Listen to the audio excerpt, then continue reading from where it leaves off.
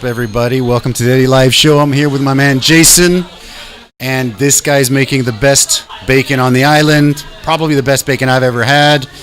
So I got him on the show because I want you guys all to know about this man and his bacon. So thanks for coming, brother. Thanks for having me. Yeah, I appreciate it, man. So how do you pronounce your last name? I forgot to ask that. Good question. Okay. Officially, it's Sedor. Okay. Like I see the door. But Okay. When I was in my 20s, I went over to France. There's a concierge, and he pronounced it Sedor. Sedor. Oh. And it was the first time I never corrected anybody. Okay, when it I sounds was younger, exotic. it was like Cedar, Celdron, whatever. But when I heard a French guy say Sedor, I let that fly. Monsieur Sedor. Okay. Yeah. So like when there are actually people who think my name's pronounced like that because I don't correct them. Okay. Yeah, I think it sounds great. It sounds better, actually. That's pretty good, man. Yeah. So you're from the States, right? Yeah. But I've only lived in the States. I think I lived in the States from. I think I moved there in '86. Okay. And then I left there probably in '98. Oh, really? Okay. Yeah. So I was born there.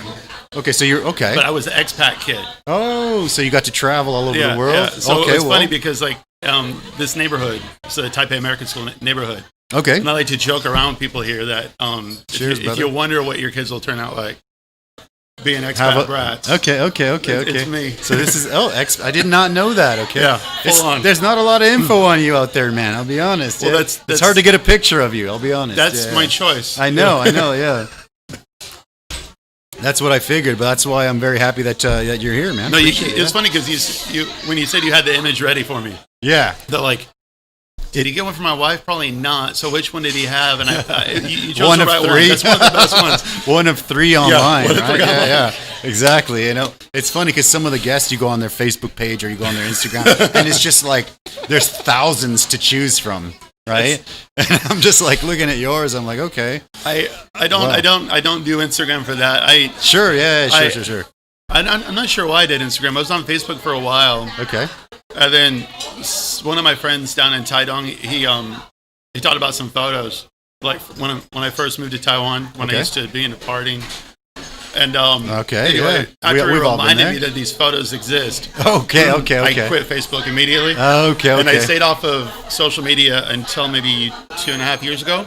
Okay. And my excuse was I wanted to promote the bacon, but if you look at my Instagram account, I don't promote bacon at all. It's I just chat with different people because I met some people online that are really cool, and I wouldn't have had the opportunity to meet them any other way. Yeah, I agree. There's a lot of clowns, and there's a lot of people that are just like with they got like the hair and and they like the look and like with the lips. Oh, the duck lips. Even guys do that.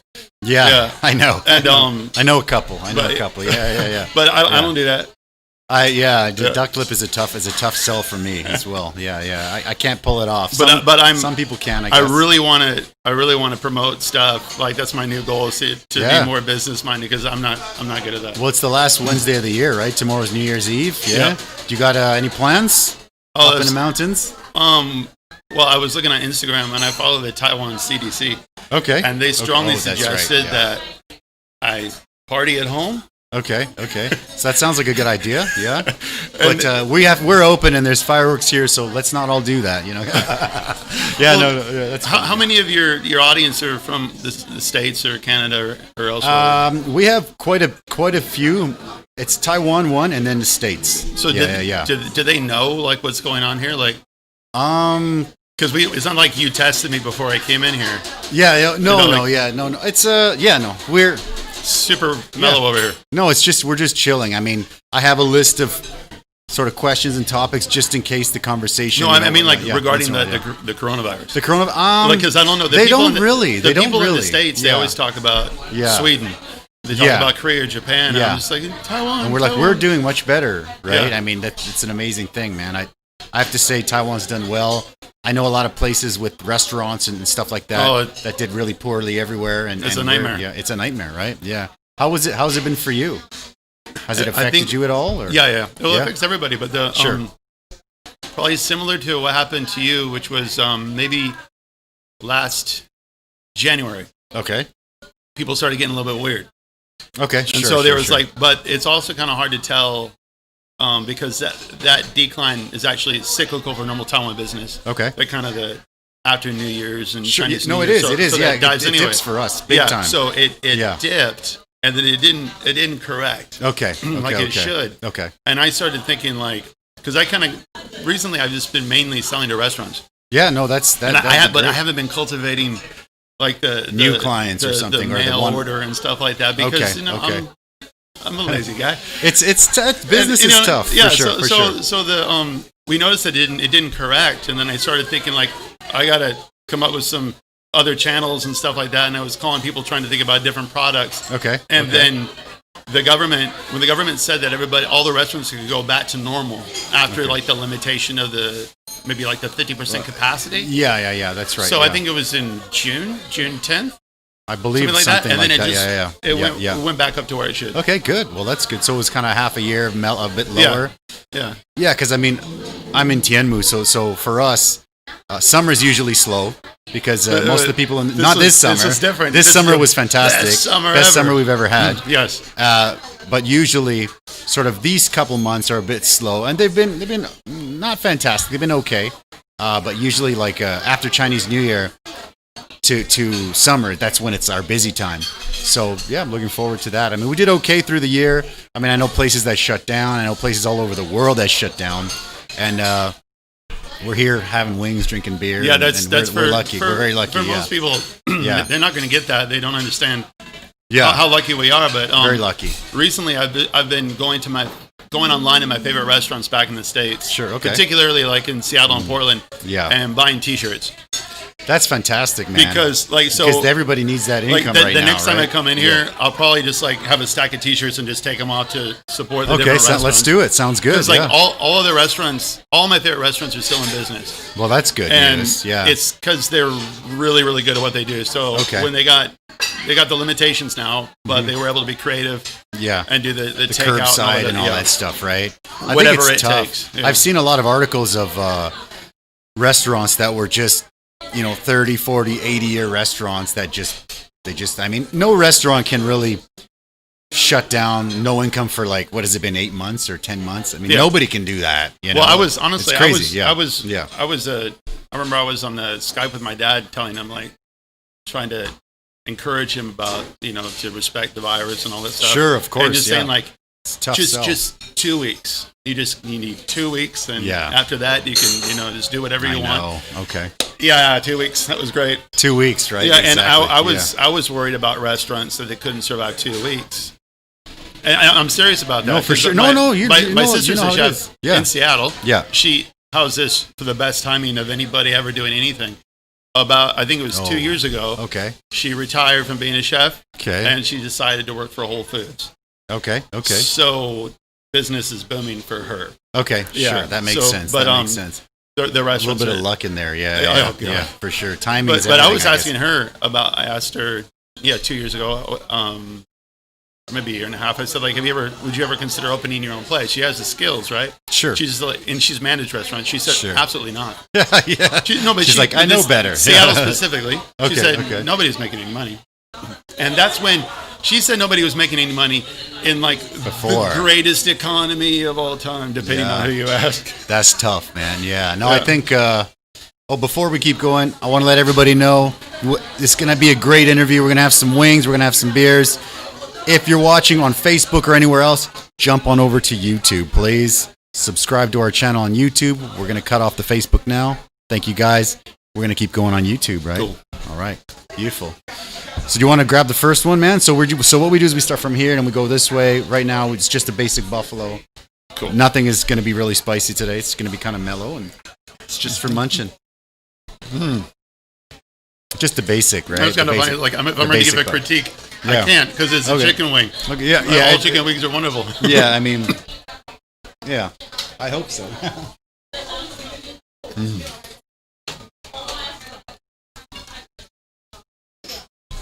Do you ask your audience members to also eat a chicken wing if they have them? One of my goals is actually, because we make a lot of sauces, one of my goals is to actually put the sauces out, ship them out to people, or ship like deliver a bunch of like packages of like the whole 8 or the whole 6 or whatever we're doing that night, and people can kind of follow along. But I also run a restaurant, so I run out of time. So yeah, I mean it's on the first time I met you, you were slogging it out at your other location. Yeah. And my comment when I saw you was like, "Ooh, young guy." Yeah, going for it. Yeah. Well, not so young, still going for it, still trying. It's going pretty good, man. It's going pretty good. Is that location still open, or did you? That location at the beginning of the year, again, we're talking about timing. We shut that one down because staffing is tough. Staffing's a tough thing, and that one we were closing. Yeah, it is. You know what I mean? I mean, shoot, right? We proudly have 0 employees. Yeah. There you go. Right. So staffing is tough. So we had that one was being closed twice a week, Monday and Tuesday, and then this one was 7 days a week, and then this one you couldn't find enough staff, so this one was going to be closed once a week. That one twice a week. It's getting to the point we didn't have enough people. It was going to be 2 off here, 2 off there, and I said that doesn't really make sense. So I said, you know what? Let's pick the bigger one. Let's pick kind of like the newer one, the one that we really want to concentrate on. The one directly across from the movie theater? One, yeah. I mean, it's a lot higher cost, but it's better overall for sure. And the neighbors are fantastic here, which is tough. That's a whole other story. That's the funny thing is that like neighbors. I mean, that shouldn't be an issue. That's like I have to. Yeah. I gotta be a good American abroad. Yeah, of course. Yeah. But if I had a restaurant, I'm sure I could tell you about the neighbors since I supply restaurants. Yeah. And people tell me about their neighbors. Oh, I'm sure they do. Wonderful people. Yeah, the other location, we actually we sold it to an Italian guy who's running a great Italian place there. It's doing very well. We worked out a really good price for him, for us. Really, it was good. We basically $200,000. We exchanged it, and I told him this is great. The rent's really low. It's perfect. Beautiful outdoor area. The biggest problem is this one neighbor, and we told him all about it. And he's like, no problem, whatever, it's all good. But, that guy's been giving him shit. And I said, everything's perfect here. That one guy's an asshole. Everybody else it's good. So he's doing well over there. He's busy. It's kind of like a higher end place, so he's doing very well. But yeah, he's met that guy. He's met the neighbor for sure. What is the guy's excuse? Yeah. He doesn't like the smell. Doesn't like the noise. You know what? To be honest, I hate to say it, but when it was noise, but when it was noise in English, that's when he complains. But we'd be full often with Taiwanese people sitting outside, doing their thing and being very loud because, we can be loud. Everyone can be loud when they're having margaritas or whatever, right? Crosses the cultures. Yeah, for sure. We can all be loud. And that, no complaints. Cops didn't show up when it was in that situation. The best is when the cops show up. Yeah. Because I love Taiwanese cops. Like, really, I love They're all of them. Super nice. Yeah. But they'll show up and they'll be like, they'll apologize to you like, they will, yeah. Sorry about it. Somebody made a complaint. Yeah. So that's why I'm here. I'm not saying you did anything wrong. Yeah. I'm just here because somebody made a complaint. Yeah. So that's how that works. That happened with us so many times. They'd come in and they're like, and I'm like, it's not that loud. You want to, come in, check it out. And they're just kind of like, you know what? They grab a business card. They're like, yeah, I just have to show up because they called. So I'm here. Maybe I'll bring my wife and kids another time for dinner. Grabs a business card. He's like, all right, no problem. You never know what you interrupted when you call the cops. Yeah. I've been into a police station that had billiard tables. Oh, really? Yeah, so imagine you're in the middle of the game and somebody calls and you're like, oh, man, I was just about to beat this guy for the first time. You just order out for some drinks, some milk sure. Tea. Yeah, milk teas, some cocoa or something. Yeah, it's crazy, right? That's nuts, man. So what originally brought you here to Taiwan? I mean, you're bouncing all over the world. I think what it probably was is that this tends to happen with expat kids. Okay. Is that when I rolled up, I guess in '86. Okay. And I did feel like a foreigner there. Okay. Yeah. You did. You don't. I did. You don't anymore. You feel no. I felt like a foreigner when I was in the U.S. Oh, in the U.S. Okay, I feel that but too, I feel like more. Okay. It was weird, and then I feel more comfortable having having limitations. Like when I go back to the States, I usually just walk into a supermarket and I look at the cereal aisle. Oh shoot! And I'll just that's walk crazy. around and Yeah. People think that I probably just served like 20 years in prison. Yeah. Because I'm just like, we're Captain so Crunch and Reese Puffs different or whatever. kind of Captain Crunch, but with berries. When I was a kid in without Saudi berries. Arabia, we had limitations too. Okay. Severe limitations. Oh, I can imagine. And then no Captain Crunch there. And then we're used to like we were used to making our own stuff. Like my mom ended up baking bread. She ended up beautiful. doing cakes, and she had a Which is business doing cakes. Good skill, yeah. So I don't know, I'm kind of used to not being in the States. Not that I don't have a problem with being in the States. I have a problem with driving in the States now. I'm not allowed to drive. My family won't let me drive. Okay. Because you drive like you got an Asian driver, yeah? Okay, well, I love it. Yeah. That's a tricky one because I got that's a tough one, yeah, I know. There's terrible, inaccurate stereotypes about Asian drivers. I in the know, US. yeah. And but what people don't realize is when I drive in the States, I'm an Asian driver. Oh, yeah. I've done most of my driving here. Oh, me too. And I drive 100% like a local. I remember I at one point I asked my wife, I said, did everybody get really good at driving, or am I 100% acclimated to Taiwan driving? She said nothing changed. Nothing's changed. And then I had my friend's wife was in my car once, and she was kind of freaked out. She told my friend, like, Jason, he's Taiwanese. He's a Taiwanese driver. And I don't even know what that means. But when I go back to the States, I get in trouble. So so I won't drive there again. Yeah. I remember one of the last my hometown is a really small place. And like 8,000, like it's really small. 8,000 people. What's the town? So it's called Kitimat. It's in northwest BC. It's about 4 hours from Alaska. It's way up there. And I mean, there's not very many. There's no traffic, and there's not very many lanes. And I remember one time being behind this guy, and I'm kind of like, hell's taking this guy so long? And I just kind of like went around him, and everyone looked at me like, what happened to you? And I'm like, oh shoot, I forgot. I'm like, oh, I forgot. Nobody drives like that here, you know? But it's just normal where I live, you know? And they're kind of like, what? Where do you live? I'm like, I live in Asia, so I live in Taiwan. I've been here like 18 years.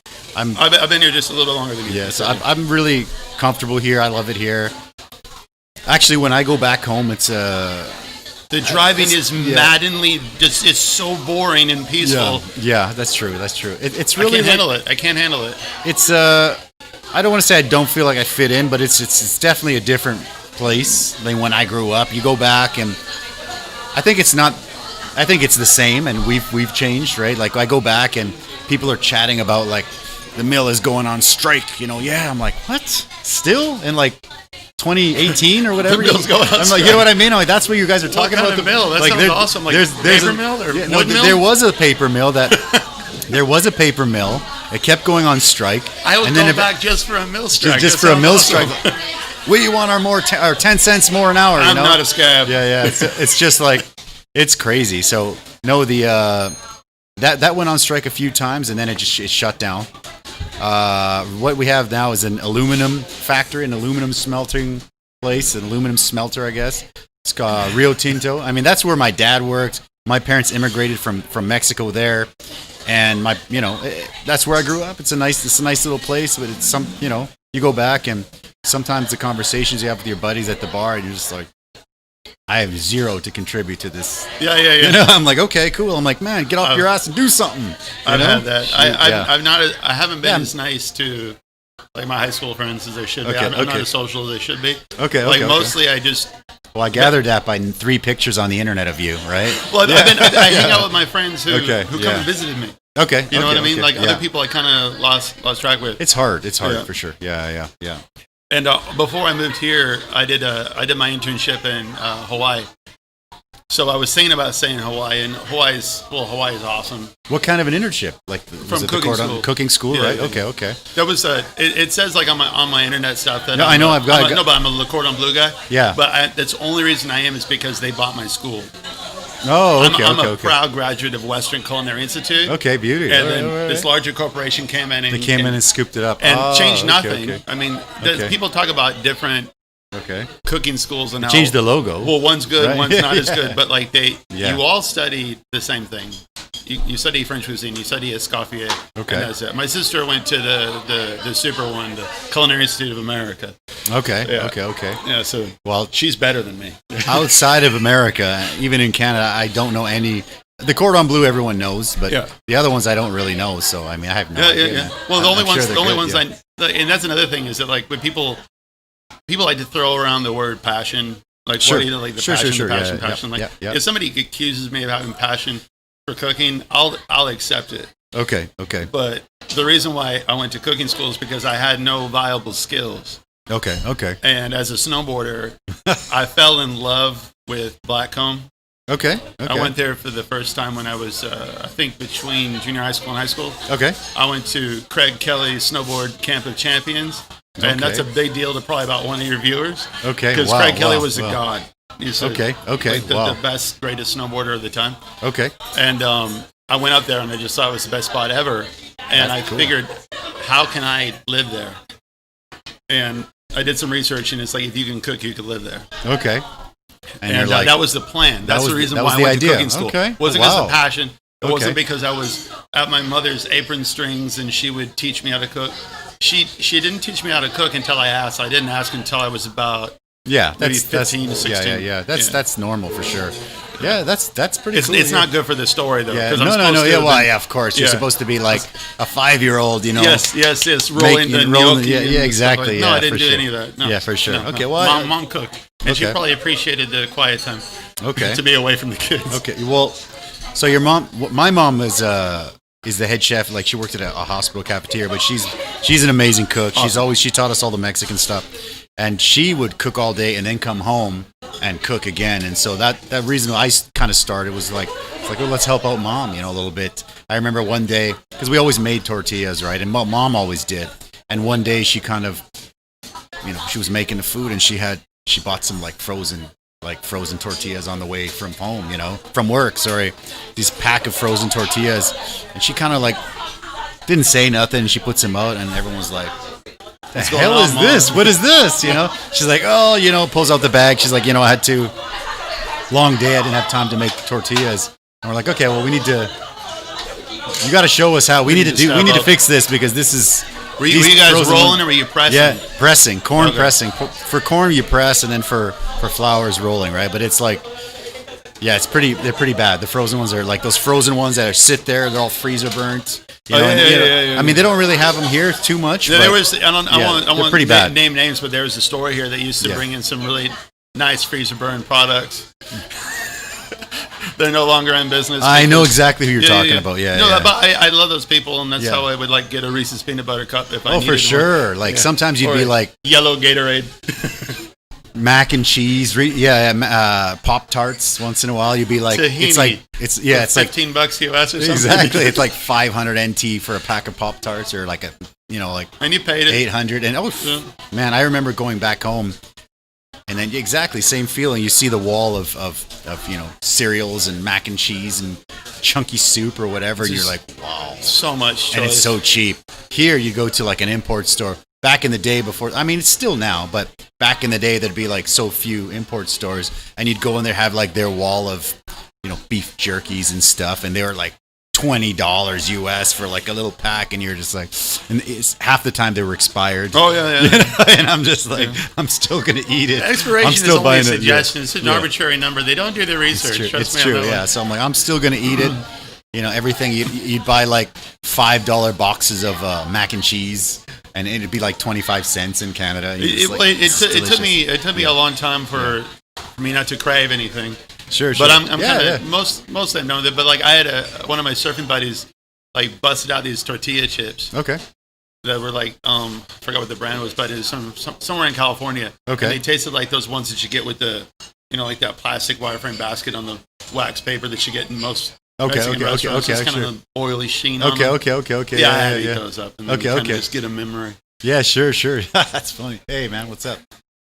That's one of the benefits of if you try my products is that I'm not sure what I've said in the media, but I don't really try to tailor them to local taste. Sorry, guys. Yeah, no. But I just do them how I like them.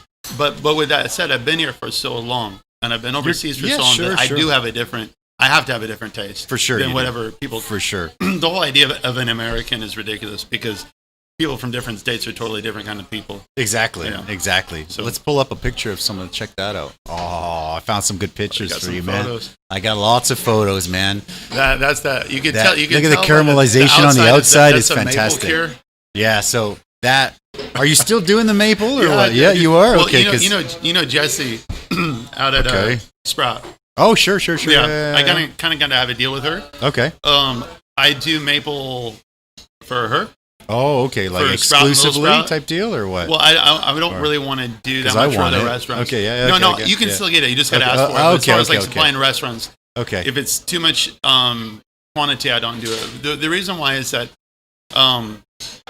if some people are under the impression that all my stuff is handmade, it is, but it's my hands plus like 3 other people. Oh, sure. I mean, of course. So what happened was like for some reason I had like the kind of a silly idea that if it's like artisan, it's handmade. Yeah. And maybe everybody gets bored of it. It's limited. After a while. Yeah. Okay. But also I destroyed my hands. But it was combined with age. And combined with doing like living on a farm and doing like hoeing, farm work, hoeing. I got a picture of your somewhat of a picture. So I was digging lots of dirt and stuff like that, and it kind of like a blunt force trauma I ended up having to have a surgery on this wrist. Okay, and that had me call up my pork supplier. Okay. And I told him, I said, like, hey, remember like a year ago you were asking me if I'd ever want to produce stuff out of your facility down in Yidling? Okay. I think now's a good time for us to explore that because I couldn't make anything anymore. Okay. So it's a logical next step. Oh, for sure. So all my original bacon is your okay. Yeah. That's your smoker. That's a chicken smoker. Okay. But I modified and it. that's like a farm. There was I was looking for pictures. Doing some hoeing. There's some hoeing that has been done over there. I can't tell if those are weeds or sweet potato leaves. Might be weeds. Shoot, I don't know, man. Yeah. But if anybody, like you got like a few viewers who've ever done any sort of like a tilling in the soil, that is crap soil. Crap soil. That is clay. Okay, yeah. Clay is a nightmare. It has no, the drainage is awful. Okay. And if you guys anybody ever want to be like the grow your own kind of person, everybody you need wants drainage. to be that. Yeah. Okay. Everybody tells me that you should grow your own chilies. I'm like, you shouldn't. It's so much work. I'm sure. Yeah. There's other people here that grow chilies, and you should support them. That's what I do. I buy from all the farms. I buy they don't like. So if we use a lot, so we basically when a farm has a batch of like 10 or 20 kilos, we just clean them all out. Sure. We take everything. But for me, like all of our sauces, our hot sauces, they all have some amount of them, right? So if I were to grow that much for one restaurant, I need a piece of land. You don't want to do it. I don't want to do it. I'm sorry. I don't want to do it. Yeah.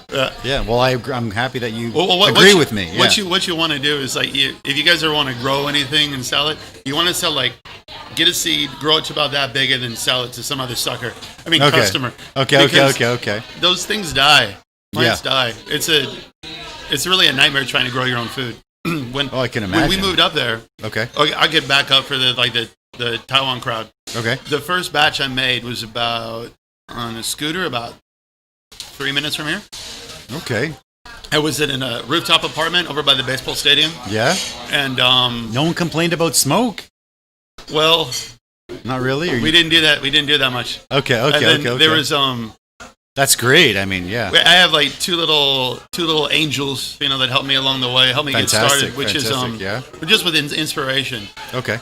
My servant buddy Kevin is a partner at Sprout. He also has a pretty funky surf wax brand.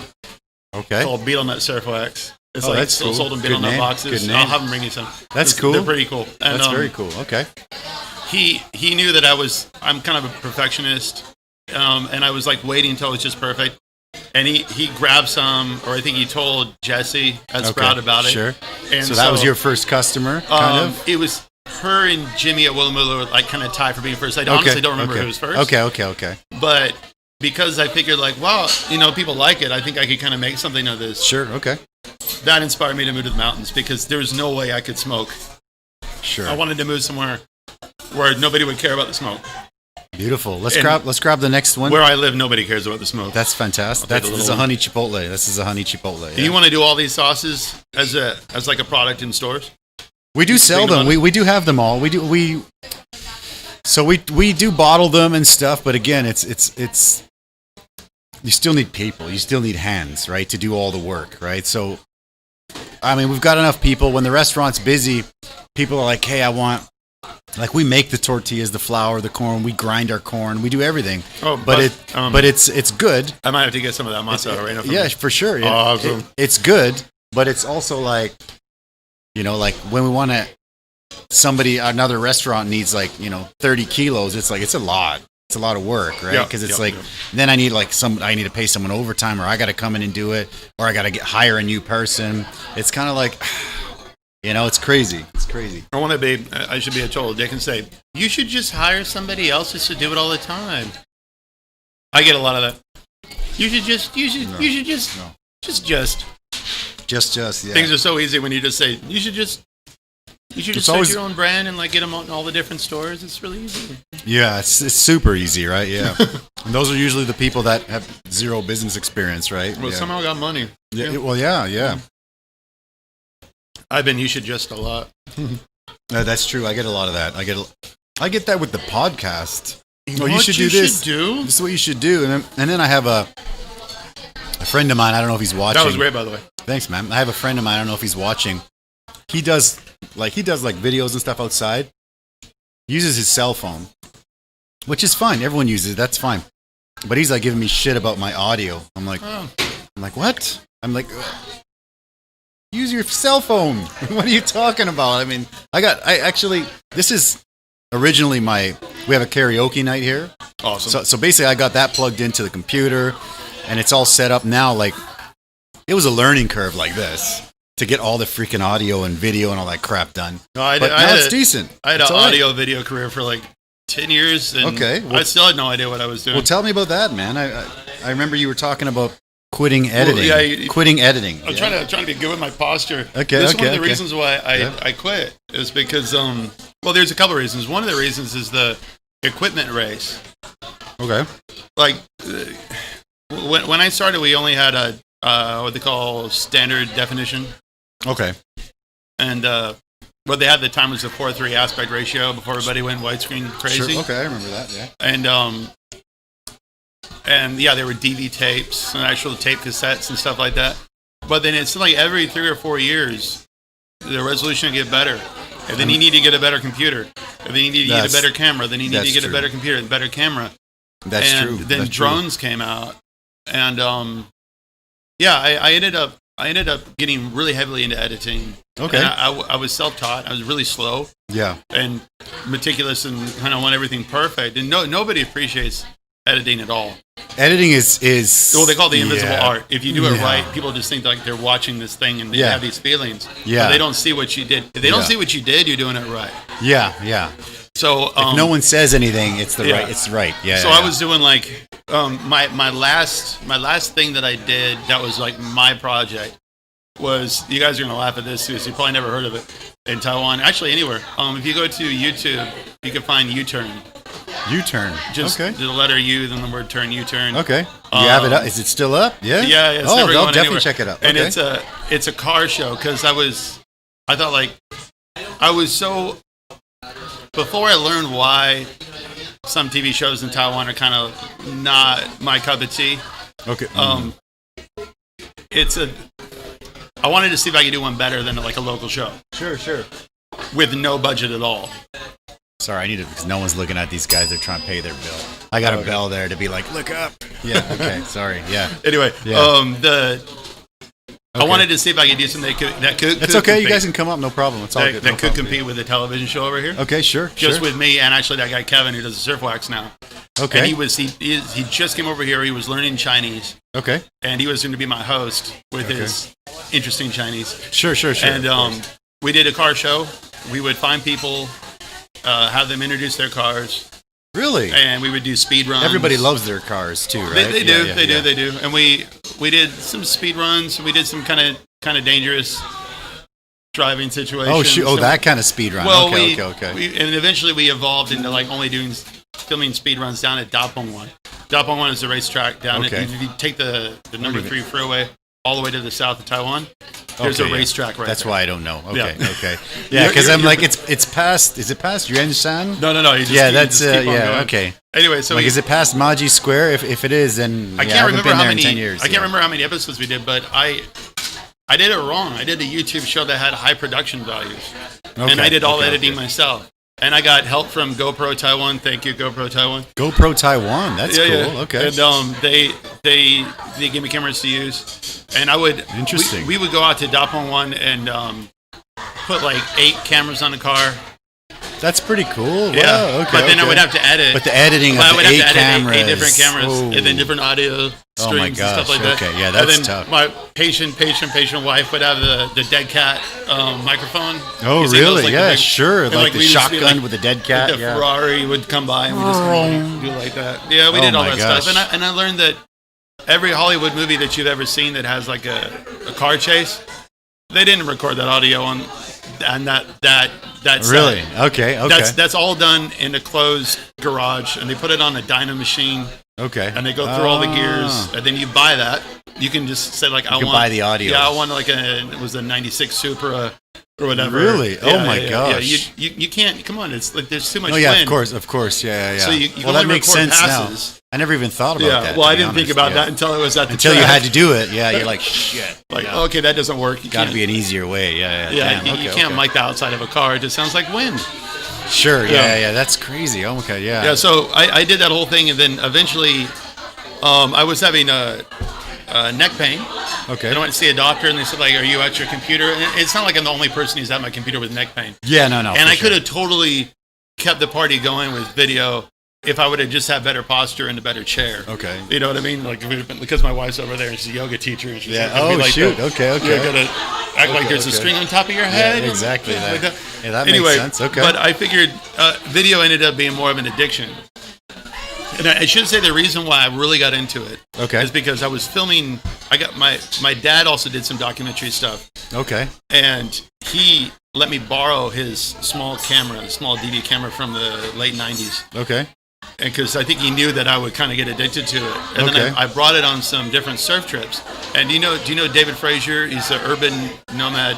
Him and Sean Scanlon do the Urban Nomad Film Festival. Okay. Yep. And I know Dave from surfing. Okay. Mostly. Okay. And he asked me, he said, like, hey, I know you got a lot of footage. Can you put together like a tape that we can loop at the bar?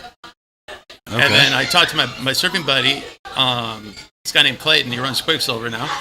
And shout out to Quicksilver. Yeah. All right. Okay. And they sell LibTech surfboards. Oh, there you go. Anyway. Beauty. Okay.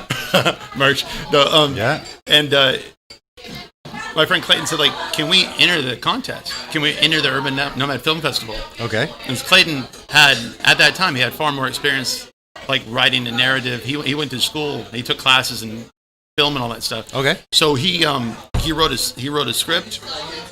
We had a dude from ICRT, Tito Gray. Okay. He did the voiceover. Okay. And we submitted this thing. And we won. And you won? Okay. We won. Okay. So that kind of got me feeling that that's like my chasing that dragon. I never won anything since. Okay. Yeah, well, I haven't won anything. So if that makes you feel better, yeah. I could thank David Frazier for getting me addicted, a little 10-year addiction. It's kind of a crazy thing. Like I started just doing this with just a GoPro and a couple of karaoke mics and then just, it kind of grew from there. And I'm like, I need better lights. You go on YouTube and you look at these, videos and they're like, this is how you do this, and you need a better camera, you need a better lighting, you need a better this. And you try to find a video that's not where the host isn't directly connected to the sales of the product that he's endorsing. Well, that's impossible now, isn't it? Yeah. He's like, and if Justin happens to want that, there's a link in the description. Now I'm gonna let you know right off the bat, it's an affiliate link, and you're like, okay, right to the Amazon store, support the channel. Like, okay.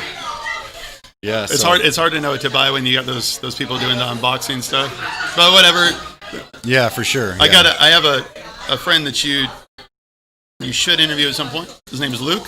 Sounds fantastic. Okay. And he was doing video when I was doing video, and he kept doing video. Okay. And he actually went to film school in Australia. Oh wow. And I think he's working on a zombie movie right now. In Taipei or Taiwan? For some reason, my brain says he's filming that one in Tainan, but he's a Kaohsiung guy. That's cool. And, wow. I love that. Yeah.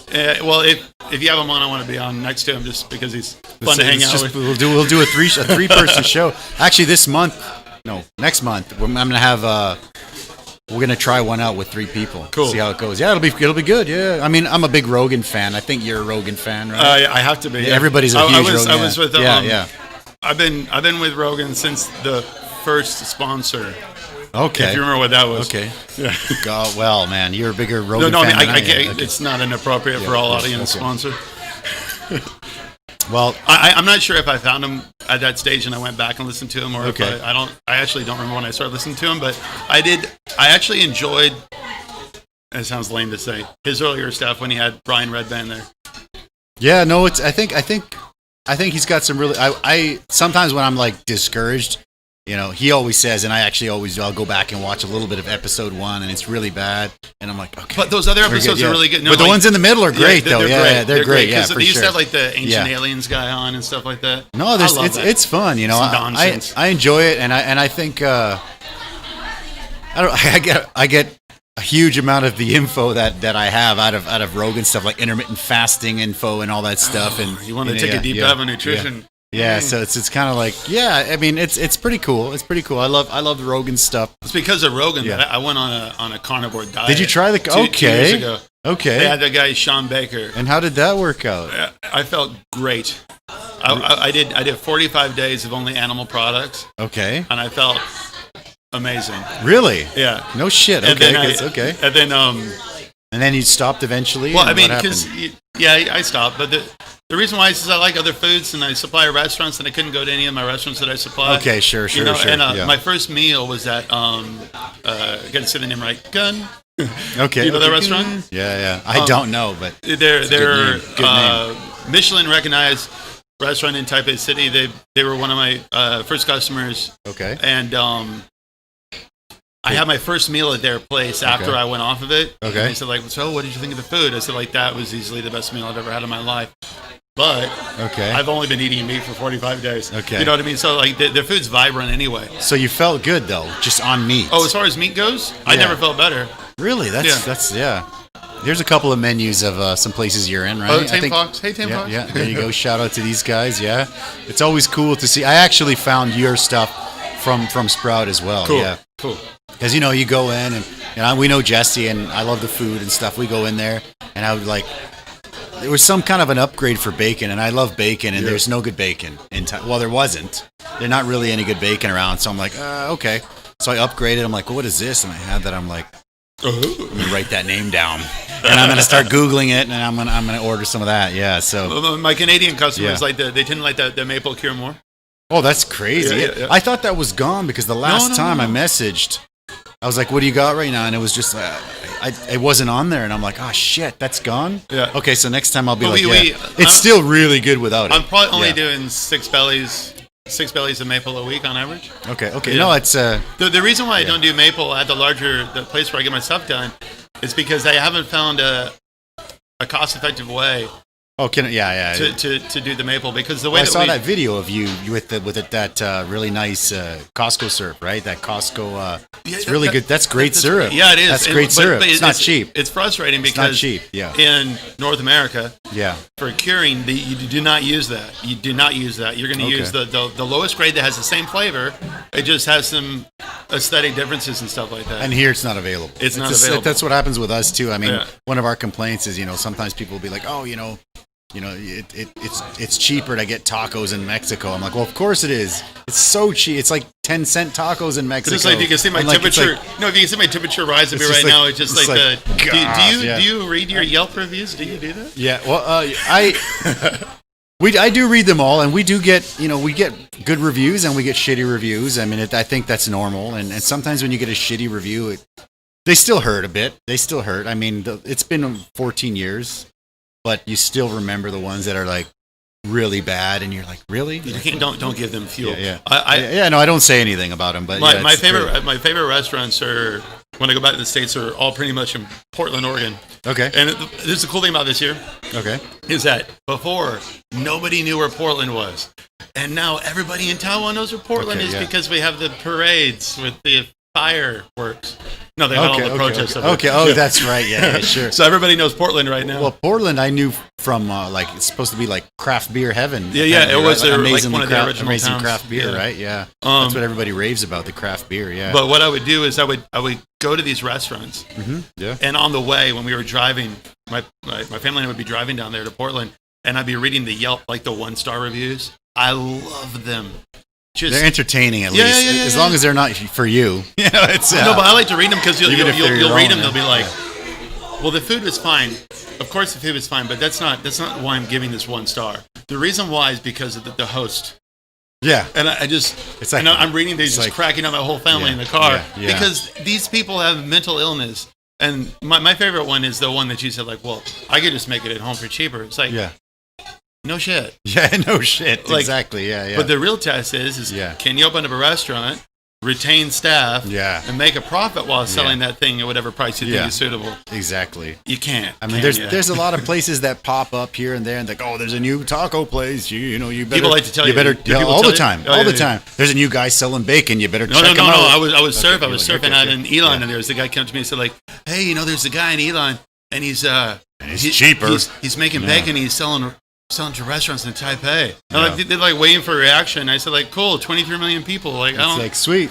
Yeah. How many people even know about me? Like, literally hundreds of people. And there's 23 million people on the island. Yeah. If I want more people doing everything. That's it. I agree. I mean, people are like, there's a new taco guy. I'm like, oh, that's cool. Right? I mean, awesome.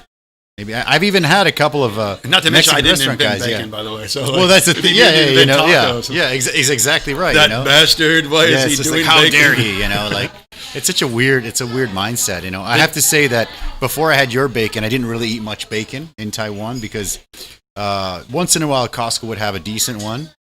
Well, Costco would have they had the Kirkland signature. Yeah. And the reason why I started making bacon. Yeah, let me know the reason. Because Taiwan will have these import restrictions. What is it, ractopamine or what? I don't even know what the words are, but I don't know what they are. I don't know anything about that. Yeah, I don't know what that stuff is. Yeah.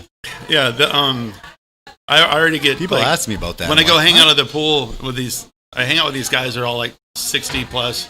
Okay. And they'll introduce me as like, oh yeah, that's the pork guy from America. That's the bacon man. Like looking around like. You import pork from America? Like no. Anyway, just say I'm the bacon man. Yeah, the bacon guy. I'm the bacon man. Do you know the bacon man? Yeah.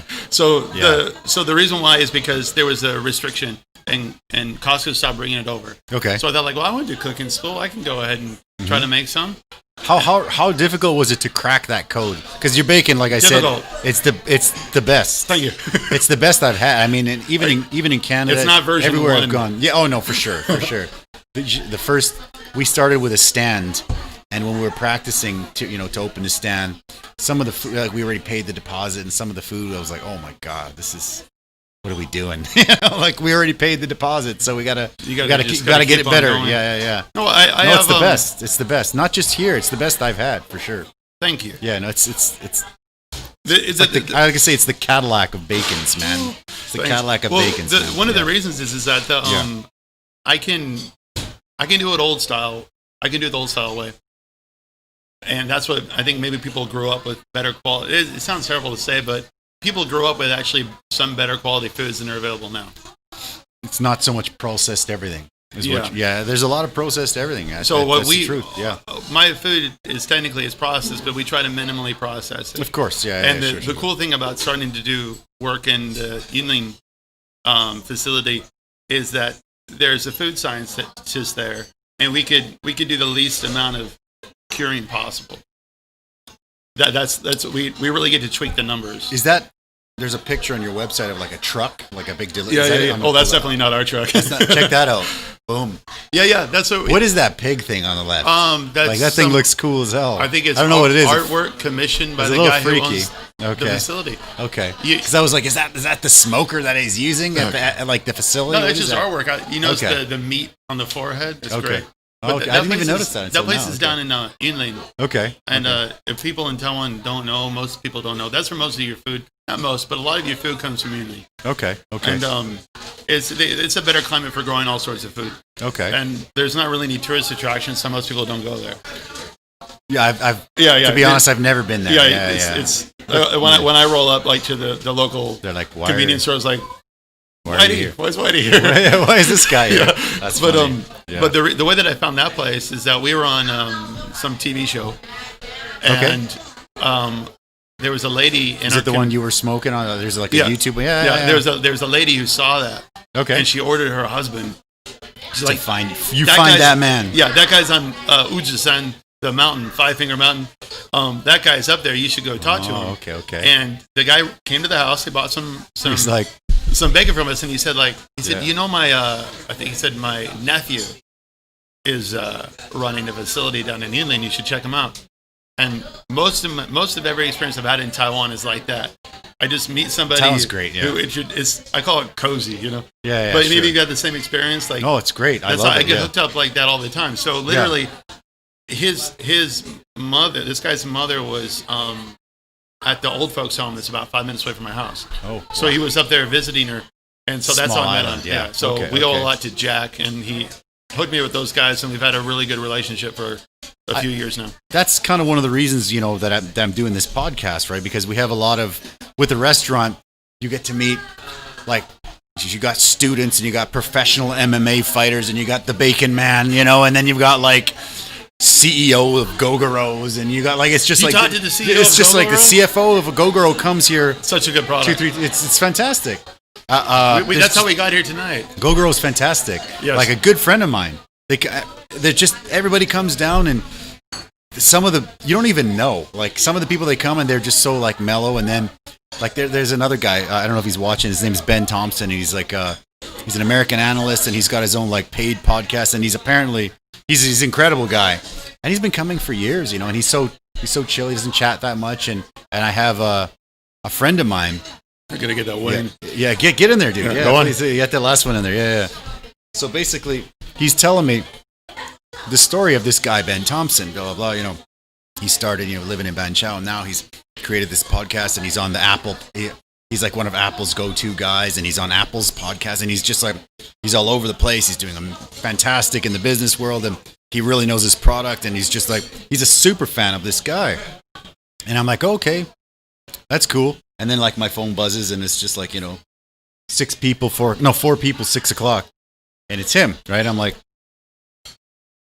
it's not this guy, is it? You know, and he's like, oh my God, you know him? I'm like, oh yeah, he comes to eat all the time. He's a great guy. I didn't know that he was like the king of podcasts, you know? And he's just like, and he's a super humble guy. He's a really cool guy, but it's just, because when people come in, like, we also get, like, lots of celebrities, but we don't bug them. You know what I mean? Like, I don't want to. That's the biggest compliment to a local celebrity, is not knowing who they are. Yeah, I'm sure. Yeah, for sure. No, but I mean, like, there are some that even, you know, for me, I don't follow that much of the local celebrity stuff. I'm going to be honest, but, like, I'll even I only know the ones you serve. Yeah. That's it. Yeah, like, I'll be like, oh yeah, so I'll know that guy. But I mean, staff will kind of be freaking out. Like, don't bug them. Just let them eat their meal, because if you bug them, they're not going to come back. That's right. Yeah. So, but if you don't bug them, maybe they'll come back. Don't ask them for a picture. Don't ask them for this or that, you know. So, but it's cool. It's really cool how many people you get to meet, and again, we have really cool conversations. And I'm like, you know what? If I had a freaking mic for some of the conversations that I've had, it'd be cool. So that's why we do this. That is the reason. Well, I think maybe 9 years ago, maybe. Okay. I toyed with having a podcast. Okay. Because I was into filming underground bands. Okay, cool. And I did like so cold now. Yeah. What did I do? One episode, and then I'm like, no, it's too much work, because I was overproducing it. That was the big problem. You just hit the live button, and that's it. No. I didn't. That's what smart people do. Well, yeah. I've never been called that before, so I appreciate it. But the one episode that I have, people can watch it. It should be on what's that YouTube channel called? The Boardwalk. Okay. But WOK. That's a pun. Okay. Now, how stupid is that when you should never do puns? Because if you tell somebody, they're like, how do you spell that? No, it's WOK. Okay. So if you look on the Boardwalk, you can see a 4 episodes that I did with the same person. So because at that time we had a Joe, can you maybe round 2? Are there still restrictions for video uploads on YouTube? Like how so? What kind of restrictions? Like 15 minutes or something like that? No. I mean, these are these are like 2 hours. So at the time you couldn't do that. So okay. I had to take the whole episode and like break it into 4. Okay. Or maybe 3. Anyway, yeah. And Rogan's like 4 hours sometimes, right? Well, Rogan. Rogan, he's the king of. Yeah, I love Rogan. But yeah, my podcast is way overproduced. Way overproduced. Like I could do one of those every 10 years. Okay. I have one more. You want one more? One more beer? Yeah. What was the try other something one? else? The American Pale Ale? Do you want to try? Let's have two juicy tangos. Yeah. Thanks, man. That's good. They're all local. All the beer we have is all, we all promote local. That's a nice change, isn't it? Yeah. Everything we use is local. How did you? Obviously, Taiwanese pork is great. Were you aware of that before you jumped into the whole bacon thing? Nope. I didn't know anything about it. You didn't know anything about Taiwanese pork? Okay. Well, I had tried some of the local bacon, and I didn't like it. Yeah, and it's because of how it was cured, right? It was a little bit just too over the top for me. Sure. And then I found out later that it wasn't bacon. People are gonna love it. Do you know about that stuff? I do not. Yeah. Keep going, man. I don't know about. I just stopped eating bacon for a long time. Thank you. Yeah, it's not really bacon. Yeah, well, I can imagine it's what you could refer to as like a composite meat product. You know what? I didn't know that, but I kind of knew that because sometimes when you go out to like a breakfast shop, yeah. And it's just like you look at it, and it's so like it looks weird. You look at the grain. It's exactly right. I thought I was nuts. I'm looking at it, I'm like, that's not bacon. Sausage has bubbles. Yeah, bacon does not have bubbles. It's exactly right, man. So it's crazy. Yeah. I brought a sample into a pizza place once. Yeah. What do we got here? We got into. Oh, there we go. There's one of you. Oh, that's was Grace. Gun. That was that was Grace, right? Wasn't it? No. It's not Grace. Gun. Okay. Yeah. Okay. Beautiful. They used to be a Roots Creative. That's Gun, and they have a spinoff called Bottles. Oh, I know exactly what you're talking about. Okay. Beautiful. Yeah, that bacon is officially off our menu because I hate. That's me, like, oh my god, pork belly. That bacon is a real. Give me the beer. Yeah. That bacon is a real pain for me to make. Well, how is it round like that? I tie it. Okay. And I hand tie it. And the funny thing is that when you can get that kind of stuff from standalone places all over the world. Okay. But anybody who's producing a large number just has a machine that they take the belly to and they just kind of push it and it just wraps around it. Okay, that makes sense. Nobody does that. Okay. Except for me, like when I don't have it on our website. That's the product we call Bastardo. I've seen it somewhere. Yeah, so I've seen you mention it somewhere. So the reason why I called it Bastardo because okay. Because you felt like but there's some Italian guys in Taiwan. There's quite a few. Okay. And Italians are masters in marketing. Okay. Italy. And they got this rich history of food. Okay. And these movies and these images and whatever, and they could really flex that. Okay. And I don't want to step on that because it's too easy for them to come back at me and say like, well, that's not real. Okay. It's not really pancetta. And it's not. Okay. It's because I'm making it. Okay. And the real... I don't even know what pancetta is. Real pancetta is the aged bacon. Okay. Mine, they were going to age theirs for months. I aged mine for like a couple weeks. Okay. Yeah. Okay. I don't want to get into aged meats because that's a whole other like certification. Well, that's a whole time frame too, right? I mean, if you have to have something sit there for a few months, well, you need to have the curing chambers and stuff right? like that. Yeah. So that's anyway, crazy, people still order that. Like there's a restaurant called Shangsa over by the National Palace Museum. Check this one out. And they just ordered some. Oh, that was from the W Hotel. Fancy. Almost bought some. Okay. Anyway, over at Shangsa is a great restaurant. Like if anybody wants to make their wife happy. Okay. Well, like we need to do that. It's the ultimate wife happy restaurant. Okay. Yeah, because it's gorgeous. It's got a feminine vibe to it. Mostly women work there. Yeah. Okay. You're gonna have to give me the link. Oh, no problem. Okay, the link to that. Yeah. I will. Okay, that's fantastic. Yeah. But anyway, I think I'm going off on all different tangents. No, it's all good. That's what it's about, man. There's no rules here. The pork thing, the discovering the different porks. That's right. There's a dude like, I swear, if I walk just like 2 minutes that way. Okay. He's got this restaurant, I told him I was making some pork products. Okay. And he told me that I should never get any frozen pork because you shouldn't trust anybody selling pork. He's a Taiwanese guy, so we can't like go like he's like a racist. Oh yeah, no. He doesn't trust pork guys. So he told me that I need to be there when they're cutting it from. Oh God, I don't want to go for that. Like okay, from the pig. So I did that for a while with him. He would take me, we'd roll it together, and but that particular variety was too fatty, so I couldn't use it. Okay. The best there are some the best tasting pork I ever encountered was in Shenkeng. Okay. Known for its tofu, but they got one black hair pig farm that is phenomenal. Okay. But the problem was that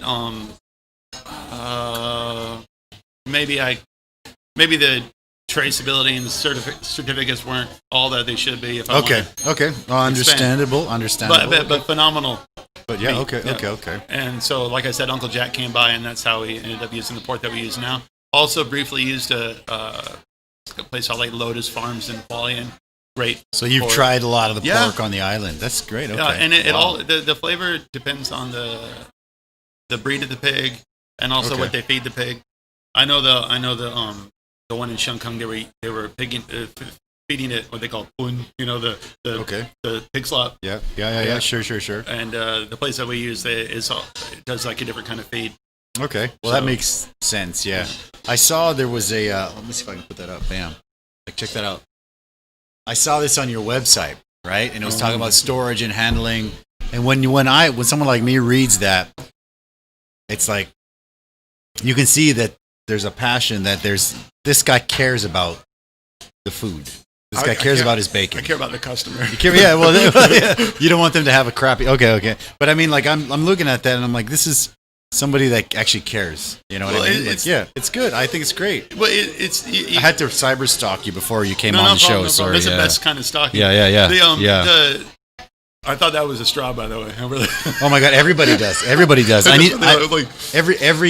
like. No, it doesn't work. Every show, somebody does that. So I need to make a clip. Joke. I need to make like a clip of just every single person doing that. I've had customers talk about like the ham that we sell, and they say, "Do you need to cook the ham?" And I'll say, "No, you don't, because you don't even need to cook the bacon." When I'm doing the taste test on the bacon, just make sure everything's. It's not raw because it's smoked, right? No, but it's not just that. It's just it's brought up to temperature, so it's good to eat. I don't know the process of. No, I'm just letting you know, like bacon. Our bacon is like really old school. Okay, great. Because I didn't want to deal with anybody getting ill sick, or anything like that. Of course. So I bring it up to the right temperature. But somebody said, "Can I eat the ham from the package?" I said, "You could," and I do all the time, and everybody does. Okay. But there's always a chance there's some contamination from something somewhere. Yeah. So this is the crazy part. Everybody, if you never want to have food poisoning, just cook the hell out of all of your food all the time, and that's including salad. Cook your salads. That's I think the majority of food poisoning is going to come from greens. Okay, all right. Because you could have bacteria on the listeria and stuff like that. I guess. And no one's going to cook your sprouts, but sprouts are like true. the perfect medium to grow listeria on. Jeez, okay, I never even thought of that. Well, we don't cook our salads. No, of course, nobody cooks their salads because you accept a certain amount of danger. Sure. You're hardcore. You love danger. You'll eat a salad. Okay. Wow. But it's you can get overboard if you start looking at like different sort of contaminations and stuff like that. Yeah, I mean, we just keep clean and try not to get things contaminated. And I know what you mean, man. Well, hopefully there's another virus that people can talk about. Exactly. Yes. Exactly. Yeah. So this logo. Is it? You like that? It's really nice. It's really, really nice. That's should have T-shirts with that logo on it, man. We should. It's friggin' really nice. I like that. Yeah. You see, especially with the made in Taiwan. That's a seller, man. My wife's leg. You see, it's KADS. I thought that might have been your wife. Okay. Yeah. Those are all my dogs. Okay, I saw the dogs. See the name Cads. Okay. I'm super picky about graphic artwork, and I ended up having to find an illustrator that's older than me. Okay. And he's Japanese. He lives in Japan. Okay. And he's a Rastafarian. Okay. Artist. Okay. And he made this. Yeah. Because I was Shout out to him. I like Japanese reggae. Japanese reggae. Hey, trust me. I didn't even know that was a thing. It's awesome. And I heard that Japanese are into like Cholo Mexican American stuff. There's some Mexican. I haven't seen those guys. I've heard about that, and I'm like, what? But, okay. I didn't know about the reggae though. I follow a guy named Papa Yuji. He's a Japanese reggae legend. Papa Yuji. I follow him on Instagram, and he had a new. I've had the pleasure of. I think I filmed him and interviewed him maybe 2-3 times during my video stuff. Beauty. Because he used to come down to Taiwan. Okay, I'll check it out then. And I saw his new album. Artwork was phenomenal, and I just said like, "Hey Yuji, like, who did that?" And he told me, and then I contacted Cads, and I said like, "Hey Cads, do you do like commercial work? Do you like take on new customers?" And he said, "How do you know about me?" He's like, "Oh." He's like, "How do you know about me?" I'm like, conspiracy. No, I just said Papa Yuji. No, it's good, yeah. But he said, "Hold on." He's like, "Let me verify that." You had to contact Papa Yuji. Did he really? Yeah, oh, that's awesome. And Papa Yuji said like, "No, he's cool." Nah, it's legit. It's legit. It's legit. It's all. So good. we have I really wanted to announce like some more products that we're having, but I do this thing. I don't announce products till I have them in my hand. That's the best because that's my only superstition. Because it like jinxes me and things take like 6 months longer. Okay. So we have like 3 distinct new products that we're working on. Okay. But I don't have them yet. Okay. Well, and he's going to be doing one of the labels for my dream, which is a shelf-stable product. Oh God, that's everyone's dream. Yes, shelf stable. And shout out Cads will be doing the same artist will be doing that work because it's easy to put your stuff in the supermarket, right? It's easy, right? Just make it shelf stable. You just make it shelf stable. I'll give you a clue. Yeah. It's not pork. Yeah. Okay. There you go. It's not pork, and it's also not any. I'm not stepping on any toes of this product because I know people don't like. No problem. Stepping on toes, but. Oh God! But we have toes sometimes need to get stepped on. Well, yeah, that's right. But sometimes we have to. We from this experience we learned that we can't. We need to be in supermarkets. We need to be in stores. Sure. And we need to have something that doesn't require a mother effing freezer. Yeah. You know, like if you ever want to just one day just set up outside and be like, you know, done. Yeah, anytime. I'll be honest. I'm gonna eat half of it myself. And I think it was on your website it was on your Facebook where you're like, I don't recommend that you eat pork every day or bacon every day. And I was like, why is he saying that, man? He's taking a shot at my dreams. But you fixed it because you said you did the carnivore diet. So you want to tell more about that? Yeah, that's fantastic. I'm good. I think I've actually got the quote here somewhere. I don't suggest you eat bacon every day or every other day. I certainly don't. But I do suggest you use my bacon as it really makes everything taste better. There's the quote. It's freaking good bacon, man. It's really good. Pretty decent writing too. It's very good. Yeah. I have the quote there, man. It's didn't want to bastardize it. Yeah. I eat bacon on slicing days. Okay. Yeah. Okay. So that's when I do it. The $1 million question is, how do you cook your bacon? Every possible way you can imagine. Okay. Yeah. Okay. Because that's a weird, like, I get too deep into things. I get too into the details. Let me know. That's what we're here for. I can taste it when it's not cooked, and I know if everything is good with it. Right? Okay. And then if you cook it, the longer you cook a bacon, the mass of the bacon will decrease. So the saltiness and the smokiness will seem like they increase. Okay. So that's how people can adjust their bacon. Okay. But it's also a texture thing. Some people don't like fat. Mm-hmm. They don't like the feeling of fat. Or some people think that fat makes you fat or fat's unhealthy. Okay. Well, that's what they sold to us when we were kids. Well, I might be biased. Yeah. But I don't believe that. But of course I don't believe that because I'm in the fat business. No, you do. Yeah. It's definitely not true. Yeah, it's definitely not. Well, what about keto?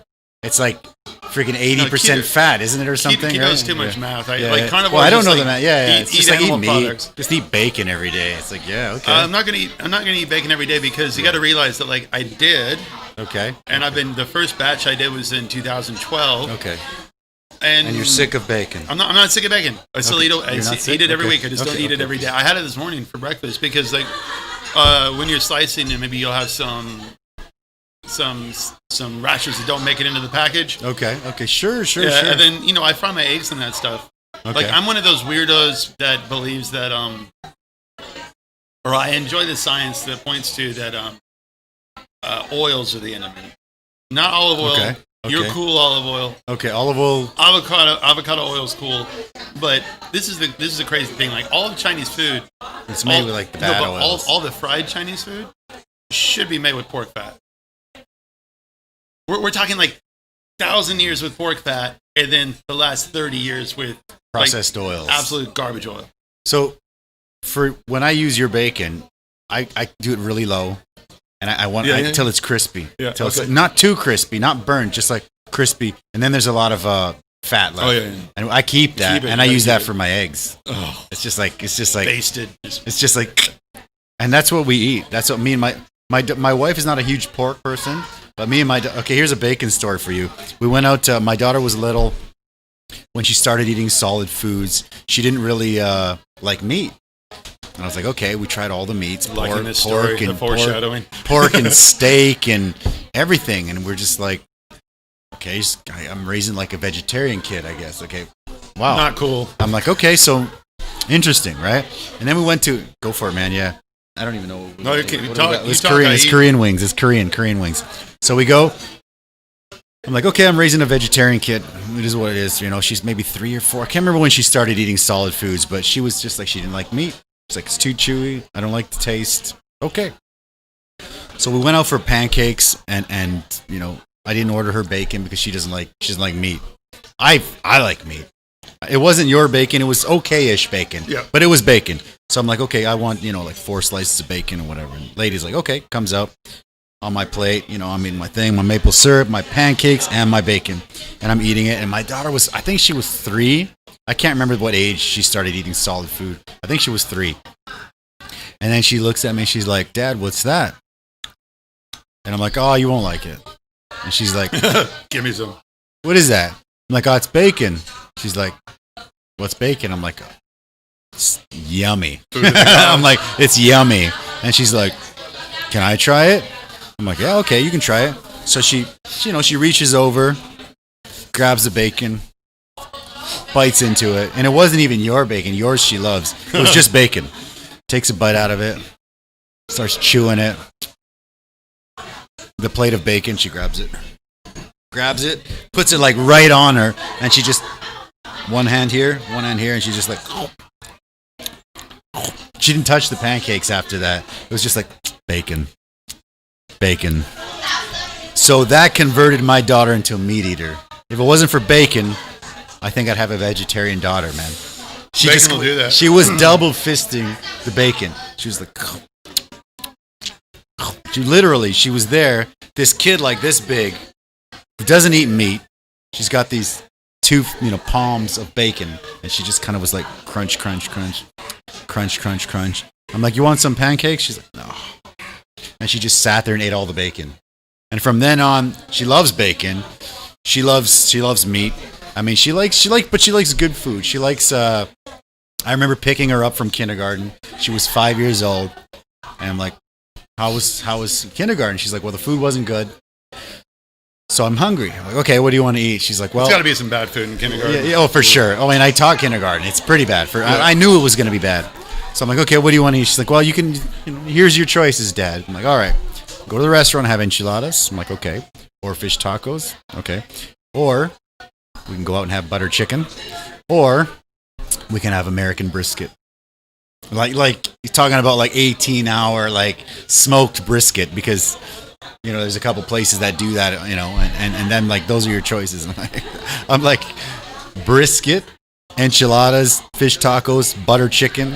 That's what you want? And she's like, that's what I want. I'm like, okay, this 5-year-old kid is like American brisket, like that, like pulled pork almost style of like fall apart brisket. There's a new place. It's just Bogart's. Like, I've heard of it. How is it? I haven't been there. I haven't been there. Yeah, I've heard it. I've heard good things. I don't know. I love brisket, man. I ran into these guys on a bicycle trip around Taiwan. I wasn't doing that. Okay. I was just at the 7-Eleven. Okay. It was down in Hualien, and they told me about it. And the one of the guys from St. Louis. Hualien's got one, right? Hualien's got Salt Lake, right? I heard amazing things about that one. Yeah. So there's Bogart's. I've heard mostly good things. I heard a couple of mixed ones, but I heard good things about it. Yeah, but It's far though, right? You're always going to hear mixed everything. Not from me. Okay. I know Baba Kevin pretty well. He's a nice guy. Nice guy. I like his food. Texas Tom. He's a pop-up guy. Also great guy. I like his food. I don't know Texas Tom. He's looking for a location, but he's like a pop-up guy. Great guy. I didn't even know about barbecue. Like Mexican people, when we think barbecue, it's like you got your barbecue in the back and you're grilling steaks or you're grilling whatever. It's grilling, really. And then when I came here, I'm like, yeah, barbecue, you know. And they're like, no. But this is like, when we say barbecue means like 18-hour. Yeah, low and slow. Like low and slow brisket. And like, I know about like grilling steaks on the barbecue. I don't know about the other stuff. So they're like, okay, try some of this. And I was just like, all right, you win. That is fantastic. I love it. It's delicious. I love it. It's one of the better foods in the world, I think. Oh yeah, for sure. I think it's underrated. You think so? I think so because you didn't even know about it until I came to Taiwan. And I met like my beef brisket buddies. I'm like, brisket, what is that? And they just were like, try some of that. And I thought, holy crap, that's incredible. That's better than a steak. And then it is better than a steak, right? And then a good friend of mine, he actually, he's like, I'll teach you how to do it. Okay, let's do it. And he's like, you know, it was like a 16 or an 18-hour thing. You can't even sleep. It's like every 2 hours you got to go out there and touch the meat and flip it, and it's crazy. It's a crazy amount of work that goes into that meat, but it's delicious. I love it. So you can do it? I did it once. In theory, I could do it, but I've never. It was fantastic. Oh, cool. Well, I did it with him, so we did it. But where did you get your brisket here? Probably from a supplier. Yeah, from a supplier. Okay. Yeah. But it's really like brisket is. It's incredible. It's fantastic. It's one of my favorite things. And my daughter, from a young age, would try that, and she loves that. So she's just like, yeah, brisket. Forget the steak. Let's get the brisket. And we're like, I've been doing like a brisket-esque kind of a smoked meat at my house just for me. Okay. Because I eat mostly meat, right? Yeah, and, sure. I just get those. I think they're called chuck flap. Mm-hmm. Okay. From Costco. Okay. Yeah. Okay. So I get those and I salt them, put a rub on them, put them in my old school smoker. That's the one for we have in the picture like there. 3 hours. Yeah. And then I finish them in the oven for maybe another. Actually, just until they're done. Okay. Just because it's texture, right? Okay. I'm not doing it to a temperature. Okay. Yeah. You can just like kind of touch them and feel them if they have the right jiggle to it. Yeah. Oh, dude, they're so good. I mean, it's really like it's one of the. I think it's one of the best foods out there, man. When it's done right, it's really like. I think it's underrated. Like I say, like there's Mexican. I love Mexican. I love Italian, Indian, Thai and all that. And then when people think American, they think hamburgers and stuff. And I love a good burger. No, but that like Texas-y brisket or whatever, St. Louis or wherever it's from, it's freaking delicious. People's version of America depends on where they went. True. Yeah. I mean, I went to L.A. and went to this like business sort of course thing. So we went out to LA and we went to an Airbnb. We get there and the lady's like, hey, welcome to, I think it was Venice. Welcome to Venice, whatever beach area. First time in LA. I'm like, yeah, first time in LA. And they're like, what's the first thing you want to do? And I'm like, In-N-Out Burger. And they're just like, what? I haven't had one of those in years. Yeah, I'm like, In-N-Out Burger. And they're just like, the first thing you want, you're like on Venice Beach. First thing you want to do is go to In-N-Out Burger. I'm like, yeah. And they're just like, what? And I told them I have a Mexican restaurant in Taiwan. A lot of my customers are American, and everyone raves about In-N-Out Burger. It's been like a decade that I've been hearing about In-N-Out Burger, so I want to try it. Yeah, and we went. It was good. How was it? I mean, it was pretty good. Yeah, it was good. It was good. It was cheap. I remember it being like really cheap and really good. I enjoyed it. Yeah. What's the rules on? It wasn't like blowing for the podcast. What's the rules on the bathroom?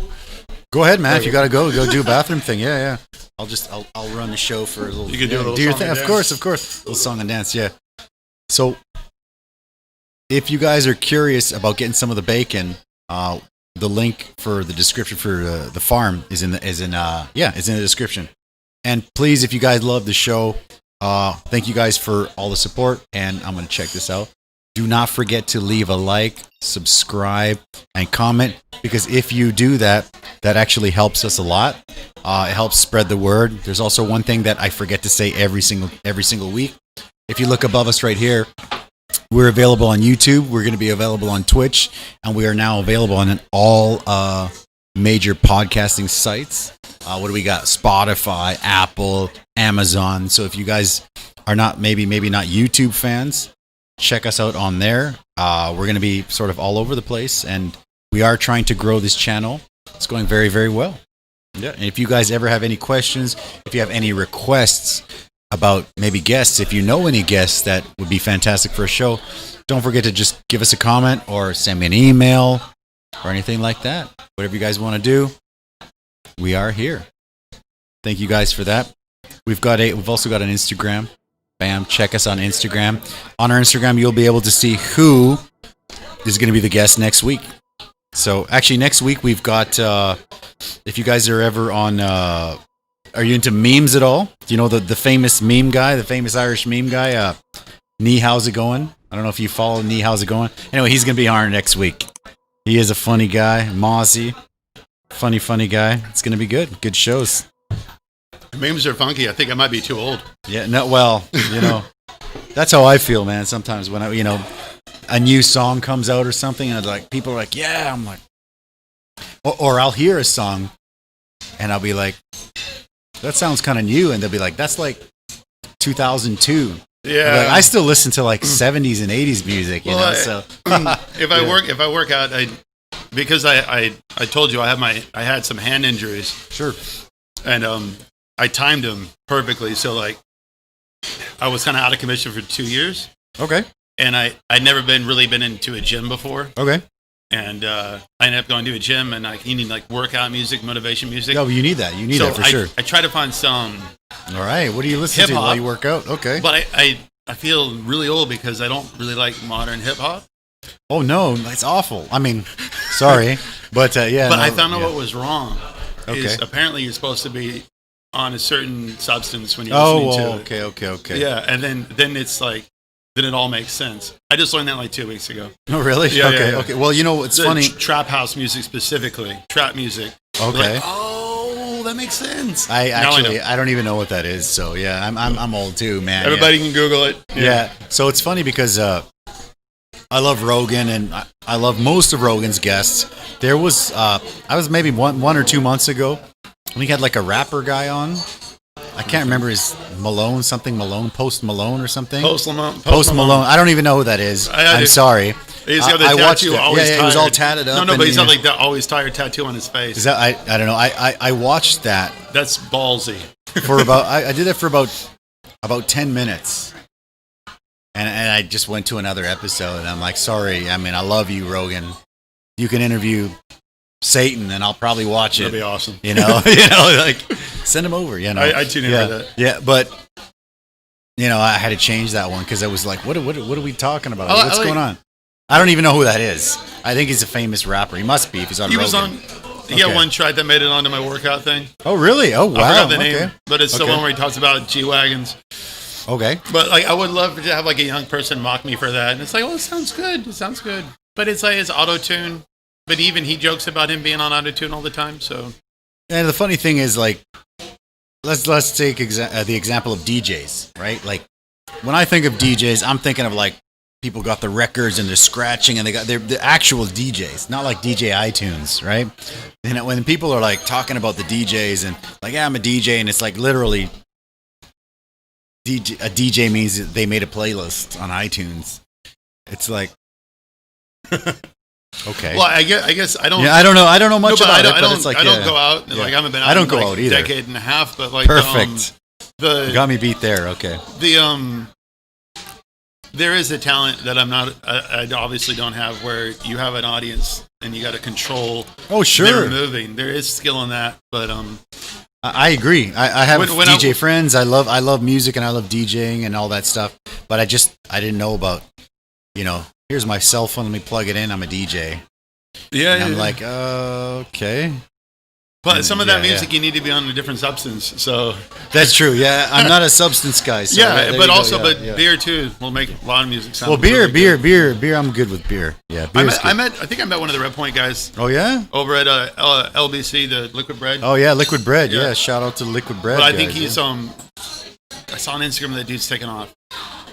Which one's that? Liquid Bread? No, the one of the Red Point guys. Red Point guys, really? No. Sorry, it wasn't Red Point. That's 23. Yeah, that's 23 Matt. Yeah. He did take off. I get my beer guys confused. That's okay. So 23 Matt, we'll talk about him. He's one of the original 23 guys. He's actually a good friend of mine, and he always messages me, come out. But I mean, I'd say he's younger than me, maybe 8 years younger than I am. So he's still youngish, but. I mean, he's single, and he's kind of doing the single thing of when I was single. I'm like, well, that's different to where I am at now. I was never single. Hello, wife. Like for me, I came here as 23 years old. I was a single guy. I did the single stuff. It was not gonna lie. It was a good time. But I'm married. Everything's good. About that. Yeah, no comment, right? No comment. Early 20s in Asia. That must have been boring. Oh, that must have sucked, right? Yeah. Yeah.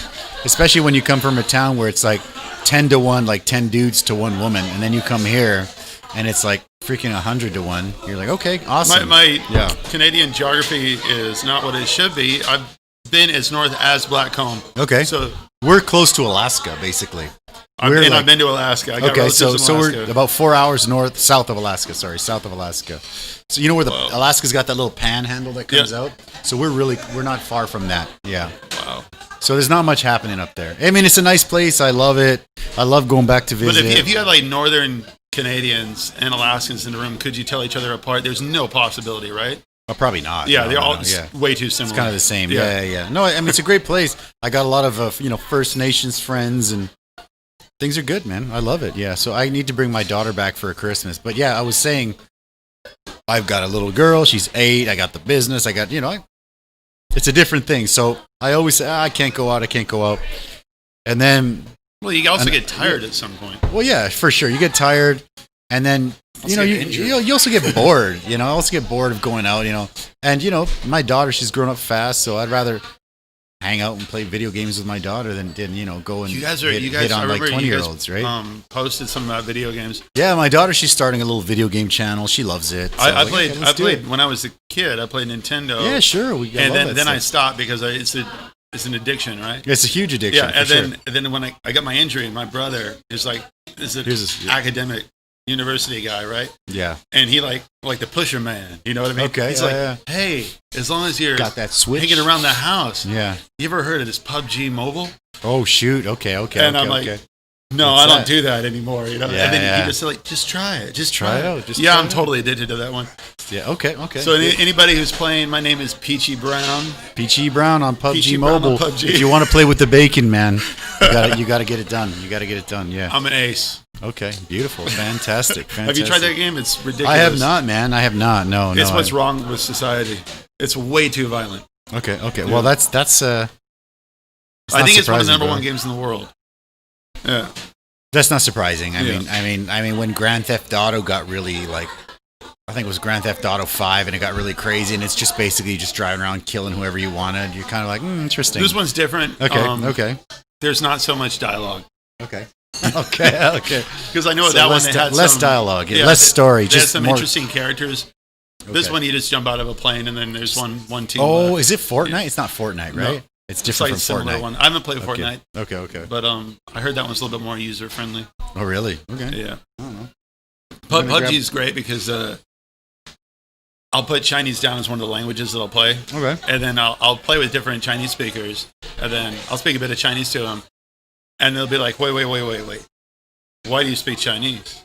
And I'll just tell them, I say, everybody in America speaks Chinese. Oh, really? That's so funny. No, I just tell them, I don't know if you know this, but about 20 years ago, they made it mandatory in every junior high school. Everybody started studying Chinese, just spreading disinformation. Oh, I love it. Oh my God. I think even mainland Chinese aren't even supposed to play PUBG on the main server, but they're still going to do it because they got VPNs. Yeah. Okay. Yeah. So I'm out there spreading disinformation because the flag that I fly is the U.S. flag because I'm not going to fly the Chinese Taipei flag. Wow. I don't like that flag. Yeah. That's a whole other topic, that flag. I'm not qualified to talk about that, but I have competitive surfer friends that they got to go under that flag. It's crazy, man. Yeah. I don't know, dude. Yeah. So are you smoking meats every day, or no? No. How often are you smoking? Me personally, once a week. Okay. Yeah. Okay. And you have the place in I'm going to say it's close to Nehu. But you said you have a place that helps you with the meats, right? Oh, that place that's in Yinling. Yinling, yeah. Okay. Yes, I forget the name, man. I mean, I've been here a long time and I speak the language, but a new city or a new town or a new area, it's this new vocabulary, and I just forget it. I just forget. Yeah. One weird thing about me is that like I discuss it with my level of Chinese proficiency. Okay. But I have been almost everywhere here. That's great. Yeah. That's great. Yeah. And that's most of it is from surfing. I think I got into that like maybe 6 months after I got here. Yeah. Yeah. There was really? What happened was that way back then there was a surf shop here in Tianmu. A surf shop in Tianmu? Yeah, there was. There's a guy named Shaoli or something like that. Anyway, he had a shop. It was like about, you know what? You know the alley by Sprout? Yeah. It was down that alley. And I still know the guy. There's like a haircut place there, right? Like Auntie's Barber or something. Yeah, I think it's close to Speedy. Okay, yeah, Speedy. Yeah, that's still there. That's still rocking. Yeah. Shout out to Aroma. Yeah. Sure, Sir Speedy. Okay.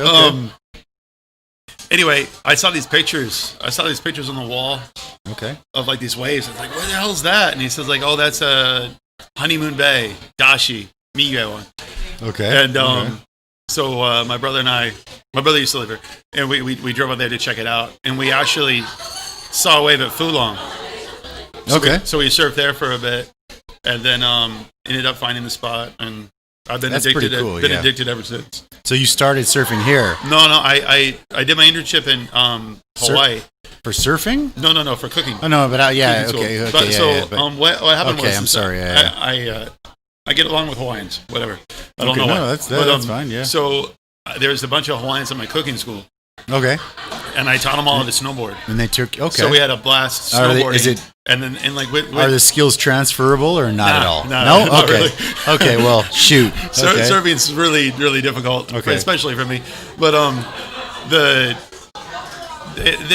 Hawaiians are like... You would think they would be. If you're an outsider, they're going to give you some flack. Okay. But if you're one of the guys, then they're the best friends you could ever have in the whole world. Fantastic. So I got to stay at my friend's house. I got to stay at my friend's house, and they got me addicted to it. I've never tried it, man, but everybody loves it, and I want to try it sometime for sure. Yeah.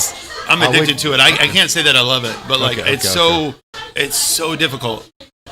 Okay. And I got frustrated in the last 2 years because I finally year 20 of surfing, I was just like, you know what? I'm comfortable with my performance level, and I'm not embarrassed to surf. Okay. All right, somebody's birthday. Yeah, hey, all right. Judy Sandra Quila.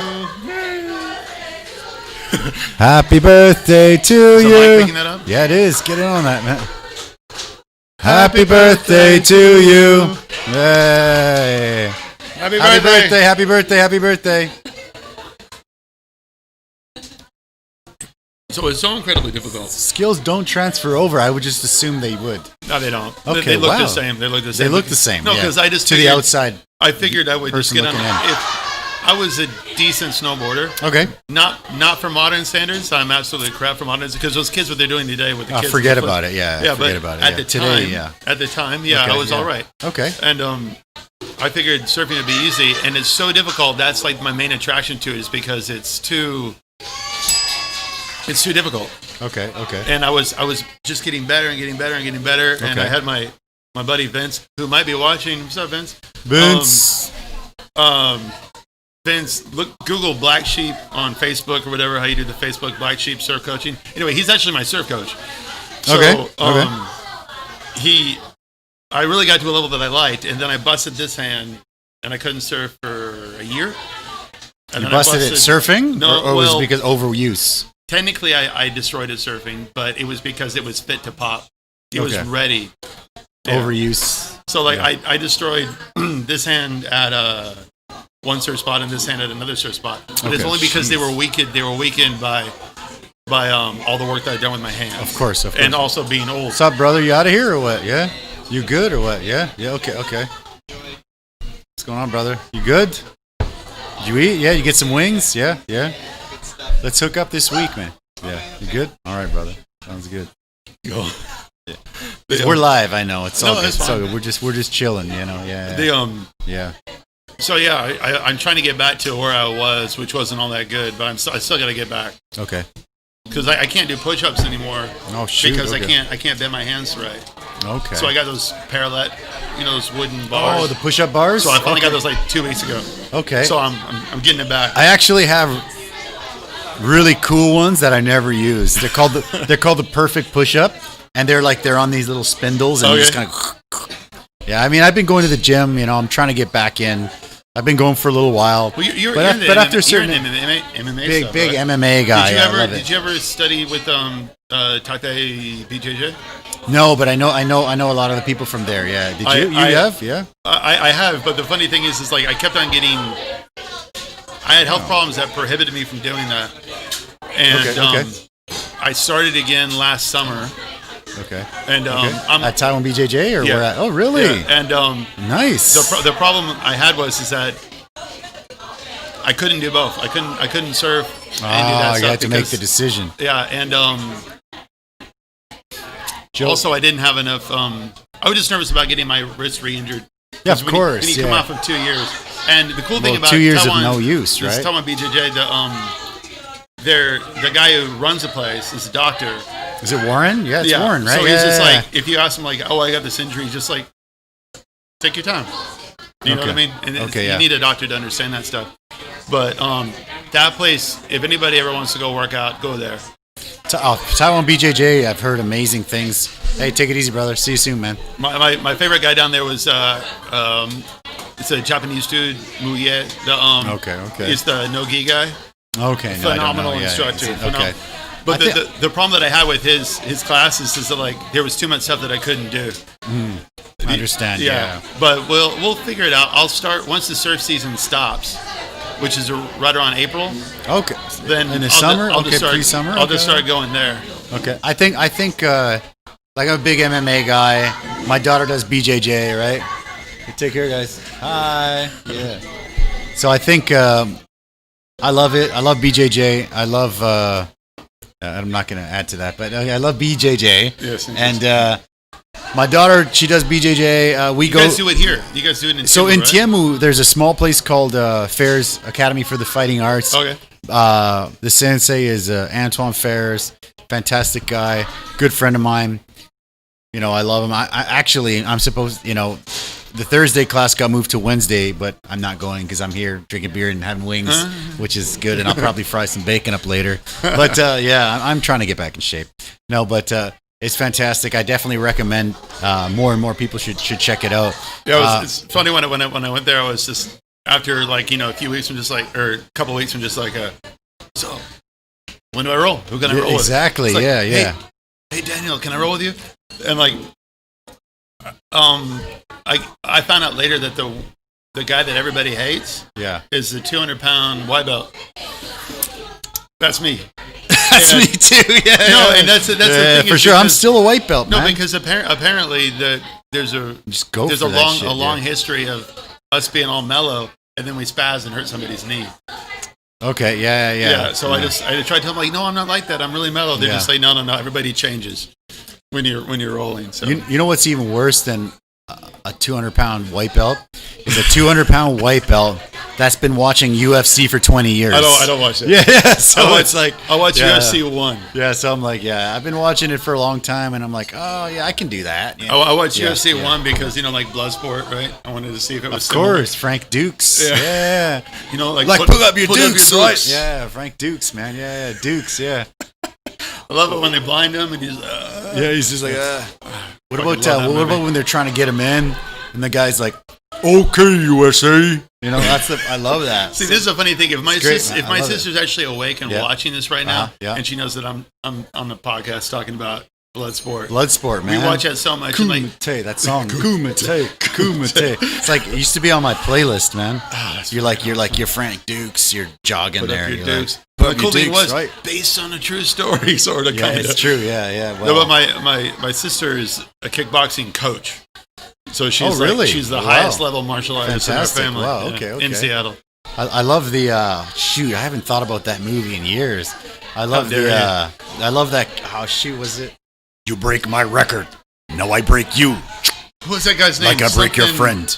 Bolo Young, man. Yeah. Bolo Young. Mr. Pecs. That guy was a pecs. And he would just be like, his pecs were just like, bam. Yeah. And he would just, that guy was fantastic, man. Bolo Young. I was watching, he's in quite a few Jackie Chan He's always movies. the bad guy, yeah. Apparently he's a super nice guy, but I don't want to hear that. He looks like a bad guy. The worst. Yeah. He's Bolo Young. Who was the guy in Bloodsport who was like pointing like that, did like the point and then did the... Oh, was it like, shoot, yeah. Monkey saw a Kung Fu guy? Yeah, I think so. Yeah, probably. What about, they play that video game, Karate Champ, right? They play that, and then I think that one dude, he's like bugging, he's messing with a girl. Well, that's Ogre from Revenge of the Nerds. Yeah. Is it really? I didn't know that. The American, the Tank Abbott looking guy. With really? Yeah, I think it's Ogre from Revenge of the Nerds. Oh, shoot, I did not know you that. I know your crappy 80s movie history. Oh my God, that's, okay, yeah. Well, getting schooled here. Damn. All right, but anyways, Bloodsport and kickboxer and all that stuff. Fantastic. Well, I thought it was hilarious because I don't know if I was if I started in May or June, but like everybody in the whole world is freaking out about COVID, and meanwhile I'm with my classmate, this really nice Australian guy, and he just sweating in my mouth. Yeah, there you go. Yeah. Well, I obviously don't really care about this stuff. Exactly, it's true, man. We're lucky out here. We can still have dudes mount us, and we're not worried about it, right? Yeah. In BJJ class, yeah. There's going to be some spread, but you go in there, you take your temperature, and then of course, yeah. They've done well for COVID here, man. They've done well. You want to grab that orange dude right there? Sure. Are you good? Or okay? Yeah, but it's not spicy, that one at all. If nobody knows about Taiwan now, I don't know what Taiwan could do better. You know what? The problem is, China's always blocking all that stuff, right? You can't really. I don't know. It's tough because, first of all, my parents for like the first 5 years I was here thought I lived in Thailand or Japan. Do you remember? Bangkok, yeah. Yeah. Do you remember there was I don't know, 10 years ago or something, there was like a tsunami in Japan. Oh, yeah. It's like a big one. It wiped out so many people.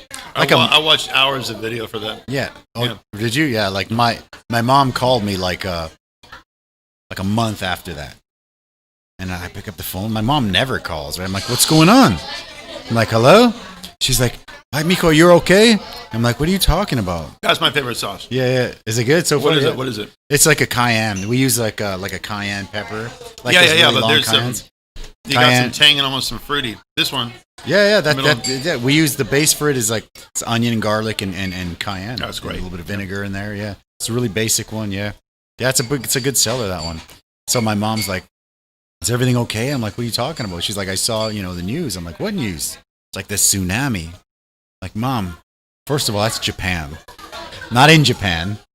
Second of all, it's like a month ago, so I'd be dead. If there was something going on, I'd be gone. She's like, oh, okay, cool. It's funny because whenever I talk to my mom, I mean, I'll never call her and wake her up at like a 2 or 3 a.m. in the morning.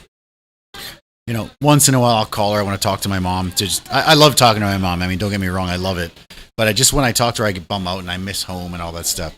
So, I call her up, and if she's sleeping, she'll wake up and she'll be like, what happened? Are you in jail?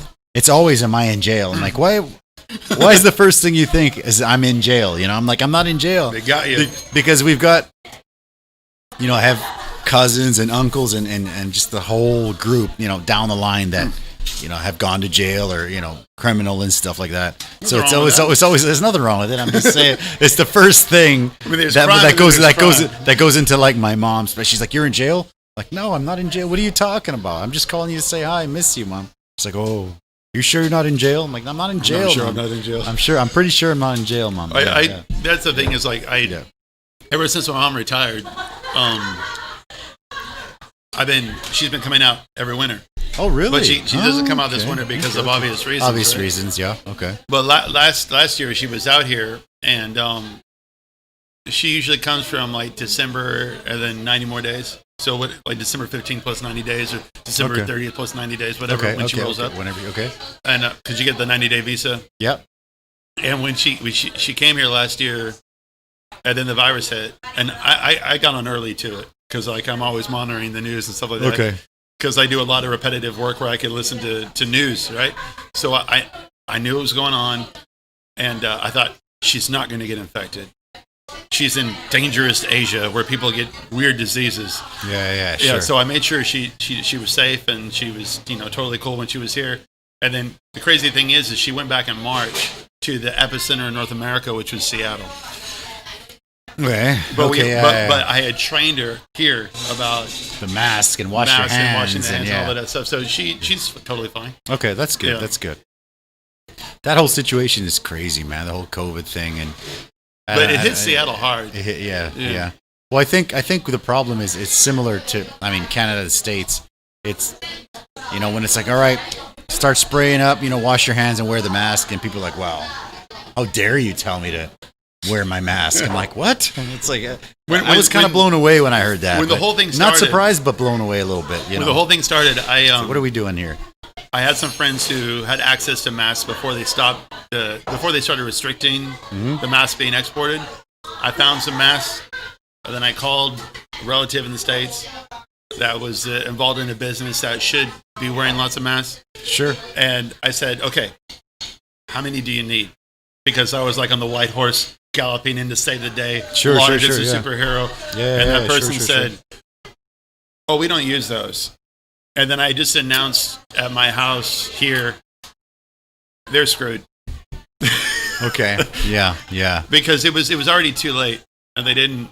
I figured they would have been pretty stoked to get a whole bunch of course, pallets of masks over there. Just like, no, we don't wear those.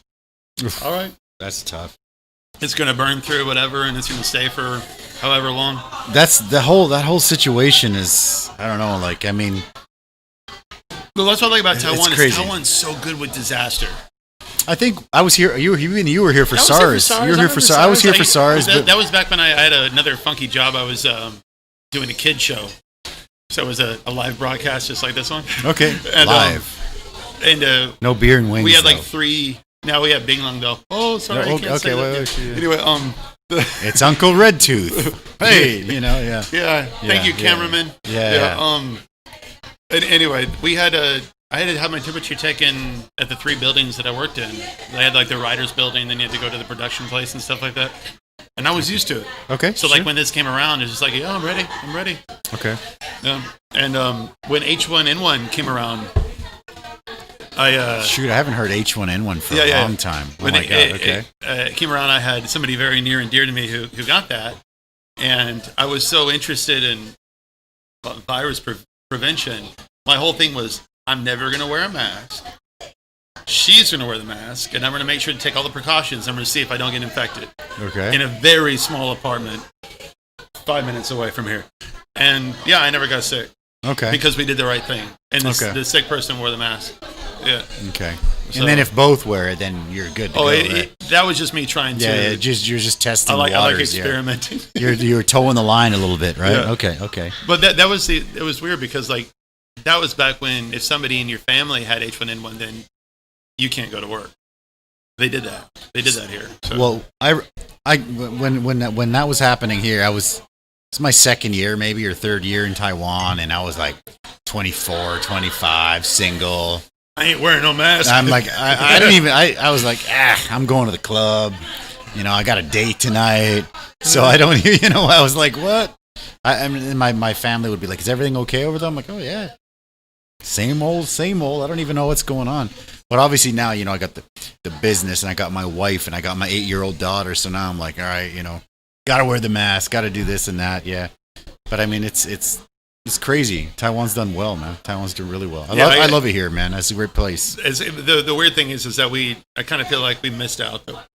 Like, if everybody in the world got introspective because of this terrible experience and got some sort of philosophical benefit from it. We don't have it. Yeah. We got nothing. We didn't experience. People are still complaining about the hard shell tacos or something. You know, it's like people are dying. But do you know what's crazy is that because I I still do a lot of my own deliveries. Okay. And we got horrendous traffic. We have worse traffic now than we did last year or the year before. This is the worst traffic I've ever seen in Taiwan. Okay. I'd love to see the numbers. I'm pretty sure there's people moving back to Taiwan. Oh, for sure. Everybody wants to come back here. That's why they want to live life. It's all imported. Party like it's virus. 2018. It's like imported virus from. I heard that today or yesterday, some teenage kid who was studying or something in the UK. He brought He brought the new one. He brought the new one in. No. You know, it's like he brought the new one in. They quarantined him right off the bat, but he brought the new super mutated version of coronavirus. The new British one. The one that started like the 28 Days Later movie. That one, you know, like such a good movie. Oh my god! No, for every independent, like, that's low one of the best movie maker. Yeah. That's like I even know what camera they used. Really? Yeah. That was. I love zombie movies, but I think that started it off for me. It was fantastic. I love that movie. Yeah. I don't know. People in other places in the world, they don't understand how well Taiwan did. Okay. Oh God, they have no clue. Because it keeps getting suppressed, right? You think? It's almost like there's this big force that's like keeping Taiwan out of the news. It's weird because who was it? There was like some big worldwide article that's like the top 5 countries that dealt with COVID the best. New Zealand, Korea, Hong Kong. And I'm like, wait a minute. We did way better than they did. What are you talking? We still have like the gay pride parade with like 50,000 people or something. It's like, it's normal here. Yeah, you just got to wash your hands and wear the freaking mask, whatever, right? Well, but no one cares, right? Harlan Williams on something about Mary. Yeah. How many people have died here? 7. Yeah, exactly. It's crazy. 7. It's crazy, man. 7, yeah. It's like U.S. right now, they're like, I'm sure it's like 3,000 a day. Like crazy. Taiwan total is 7. It's ridiculous. And I've been here long enough where I go, 7. Yeah, 7. Yeah. It's crazy, dude. It's crazy. So, you were talking about some of your new products. You don't want to mention those. I could be your Adam Carolla to your Jimmy Kimmel. If you have anybody drop out, you can just call me up. Okay, beautiful. I love it. I do have people drop out sometimes, man, and I'm like, it's kind of crazy. You'll probably notice a direct correlation between people who drop out, those people never doing live broadcasting before. You know, I've been rejected a few times by people that they're very scared to do the live show, and I'm like, you asked me, and I'm like, easier. No, but you asked me, and I said no. And then I know. Like an hour later, like, yes. Yeah, it was like, what's going on? So because of that, I thought you wouldn't be so chatty. No, honestly, but the problem is like my best stories I can't tell any of them. Okay, well that's true too. Well, you can tell some stories, no problem. I won't because we. It's weird when I'm talking as an American in Taiwan. So some of these people watch me. Oh yeah, sure, I understand. I gotta be like that, but also. Oh, me too. If it's overseas. Yeah. I'm also representing Taiwan. It's true. Yeah. I feel exactly the same way, man. You know, it's crazy. I can't. I get like looking at the cameras like. It's much more fun and interesting than what I'm saying right now. Yes. Living here. It's true. It's true. You know what's funny is I grew up in Canada, obviously born and raised there. Parents are Mexican, so in Canada. Wait, what generation are they? They're. I mean, I'm first generation Canadian, so okay. So they came from Mexico. From where? From Guadalajara. Guadalajara. It's a great place. Orale. Orale. You know, so they came up, and you know, I'm like, you know, Mexican. This is one Mexican family. So you're in Canada, you're Mexican. Okay. And then you go to visit your relatives in Mexico. I gotta ask you, like, you had to pass a whole lot of like. They went for the job, man. The aluminum place. From Southern California. You guys had to like. It's like we jumped all over that. No California for me. We weren't trying to do like the I don't know. I don't know what to say. The jobs. We wanted to get like my dad got a job like. No, but my family tree, we got Mexican branches. Oh really? Yeah. We get around, man. You know. So you know, I'm Thank out you, there. Uncle Rusty. There you go.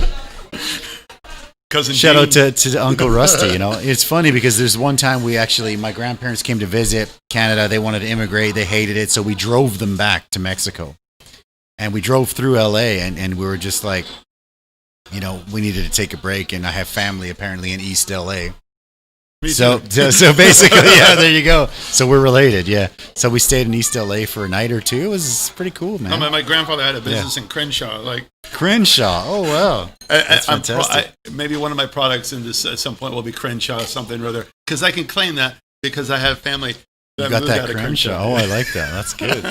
That's like where all the good old rap songs start in Crenshaw Boulevard, man. Yes. Crenshaw Boulevard, Sunday afternoon, you know. I love it. Those are my family members. Yes. Oh my gosh, that's good. I like that. Yeah. So yeah, in Canada I'm a Mexican, and then when you go to Mexico and you visit your family, you're like, hey, and they're like, no, you're Canadian. Well, and you're like, and then you come to Taiwan, and you're like, friends hey. that they're fully fluent in Spanish. Oh yeah, we are. I am too. I'm fully fluent. Yeah. Californian, Mexican, California American, whatever. Okay. And they go to Mexico, you're a gringo. Oh yeah, for sure. Well, I was never called a gringo, which is one of my friends was. Yeah. They really? Said, you're just a gringo because we could hear it. They could hear it. Yeah. I mean, I remember chatting with people in Mexico, and they're like, "Your accent's a little bit different." And I'm like, "Yeah," and they're just like, "You're from the north." I'm like, "Way north, man." And they're like, "Monterrey," and I'm like, "No, man, way more north than that." And they're like, "California." I'm like, "No, keep going," you know. And they're just like, "What the hell? What's above California?" Shit, you know. No, man. So we went out there, but then when you come to Taiwan, you're just white. You know what I mean? I'm like, that's it. You know what I mean? No, but you got the Mexican heritage and you got the Canadian. No, people don't understand it. No, you're just white. They're just like Yeah. No, you're just a foreigner. Yeah, you're just foreigner and you're just white. Yeah, and there's like 2 or 3 kinds of foreigner, and it doesn't matter if you're American or Canadian or wherever, European. But if you look white, they're like, yeah, you're just white. You're like, all right, hey, I'm easy, man. I don't care, you know. It's pretty funny, yeah. I do love it here, though, man. It's, like I said, I'm at home more here than back home. Well, I didn't. I love it here. I didn't like watching the news about this year saying how different people were portrayed in America. So that's what people don't understand is that when they see the news, they're never gonna. They're not finding the best people. No, they're finding the worst people and the loudest people. They're scraping, So. Well, that's news, right? That's why you were saying, you were always kind of in the news. I'm like the opposite. I don't know anything about what's going on because I'm addicted. I'm just hanging out with my kid. Curious. You know, I don't have kids. I'm just hanging out with my kid, man. You know, like. There's some bad crap going on. Like somebody gets beheaded in freaking, Mexico City, and someone wants to ask me about it. That's not news. And I'm like, I'm playing Among Us with my kid, man. I don't even know. People are asking me about this and that. I'm like, I have no idea. I'm just hanging out with my kid, man. Because the news is always bad and it's always depressing. And no, there's definitely no good news. I just want to hang out with my kid. That's about it. I was watching Kyle Dunnigan's news. Okay. He's been on Rogan a few times. It's just comedic news. Okay. You'd have to check it out. I forgot what it's called. Kyle's News or something like that. Okay. No. Craig's News. Craig's News. Okay, Craig's News. Google Craig's News. Craig's News. Okay. I will. It's one of his characters. Okay. I mean, but after watching, that's where I get my news from is friggin' Rogan, man. But after watching the news this year about the U.S., I kind of get nervous about ever moving back there. Like now, it's like, no, I'm cool here. Yeah, that's the thing. I have friends that have gone back there within the last few months, and I'm like, why are you going back, man? He's like, got to go see what's going on. I'm like, nothing's going on. It's bad. But I mean, when we're talking about news, it's everywhere. Like when there be a huge typhoon, the news here will be they'll find one corner of a street that's flooding, and they're just putting that on the news. And I'm just walking down the street. I'm going to Subway, whatever. When I was doing that kid show, I knew some people in the news. Yeah, and it's fear. I was down in Kending, and I was back when I was doing video stuff, and I had just gotten some really good surfing footage. And I called my friend, he's the news director, and I said hey, I got really good surfing. He just said anybody die? I'm like, nope. He said not interested. Not interested. Unless there's death. If it bleeds, it leads. He doesn't care about somebody having a good time. Oh, man. You just got to go find the tree, bending over that. That's it. Yeah, I saw this one video where there was this girl who's hurricane news, and she's just talking, trying to talk. And then there's these 2 dudes walking by behind her. like you guys totally get normal. out of the shot, please? It's just like, hey, well, I was cut. Yeah, so funny. I'm the Rogan fan who's like trying to explain to my mom like, hey man, the news ain't real. You know what I'm saying? Yeah. And so my mom was leaving Taiwan on one of her trips, and the mayor of Kaohsiung was at the Taoyuan airport. Okay. And I said, like, check this out, because it was news. And, like, I told her, I said, like, this is reality. This small rectangle is what they show on the news. Yeah. And then they staged, like, some sort of thing where he walked in and people, this small crowd was made to believe to be a big crowd and stuff like that. And I was just trying to, like, show her, like, this is news, this is history. And then when you watch it on the TV, it looks totally different. Yeah, of course. Yeah, production value and all that stuff. Yeah. It's crazy. But I said, like, hey, you could be part of Taiwan history. Taiwan history, man. The mayor of Kaohsiung, he's a pretty famous guy. This last wing is the wasabi. It's the wasabi one. Yeah. So we'll see. It should be mellowing for another few days, but I figured we'd put one on the end. Right? It's jalapeno and wasabi. Oh, it's great. Thanks. Where do you get your jalapenos from? Again, there are a few farms all over the island, and when they get them, we clean them out. If you ever need, let me know. I mean, we don't have. How about the next time I have? I'll let you know. So that was when I went on the carnivore diet. It changed the way that I thought about food, about nutrition. Okay. So now I'm kind of more attracted to nutrient-dense foods. Okay. And all of my friends everywhere, they know I'm a weirdo. I'm a proud weirdo. So if I tell them, like, I don't eat vegetables anymore, they don't think, like, oh my God, are you okay? It's like, yeah, Jason's messed up, so that's what he does. Yeah. That's right on par with what I think of you. Yeah. Okay. So, but it actually made me, all that, limiting my different types of food actually made me more sensitive to spices. Oh, so really? That's why I was like saying, hold on up. Wow. That's surprising. Yeah, well, we just eat a whole lot of Do you meat recommend carnivore diet for people to try it out? I recommend everybody try it. Okay. And give it at least a month. It's not like a long-term... It is if you want to. Okay. But Rogan's had a couple guys that are on there that are just like beef. Every meal's a steak. Well, you should check out Sean Baker on Instagram, and you could listen to him. Okay. That's interesting. Yeah. And because of him. That's interesting. He's a world champion indoor rower. Okay. You know the rowing machines. So he's got a record on it. Okay. And because he was talking about how it's low impact, he's an orthopedic surgeon. Okay. And I got one of those, so I got into that. Okay, beautiful. And I want to say Rogan, he said that while he was on the carnivore diet, by the end he was getting aggressive. Yeah. Like he was just like, like a wolf. Yeah, I'm a super mellow guy. Is that because you were pretty mellow? No, I'm super mellow. But so is that a thing, or is Rogan just on something, or what are we doing? 3 weeks into we know Rogan's on something, and that's why we love him. Yeah. Well, 3 weeks into it, I'm super mellow. Yeah, I know. But 3 weeks into it, but I'm not a little guy, you know. No, for sure. So like 200-pound white belt over here, and I'm talking about myself. Bleach white belt. Yeah, let's go. So, I got one stripe finally, though. Yeah. I'm not up to that. Yeah. So like I was parking at a recycling place, and a car honked behind me, and usually I just be like, okay, I'll move. I got out of my car and I just started slamming on the guy's window. So it's a thing. Yeah, and the guy's What's up, motherfucker? Sorry about that. Like, and I was thinking, like, what am I doing?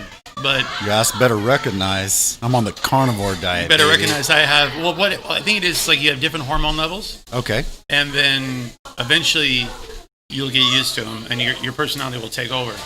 But at that time, I was a little bit too. You were kind of like too aggro. I'm not gonna. So it's a thing. Okay. It is interesting. Yeah, but after a month.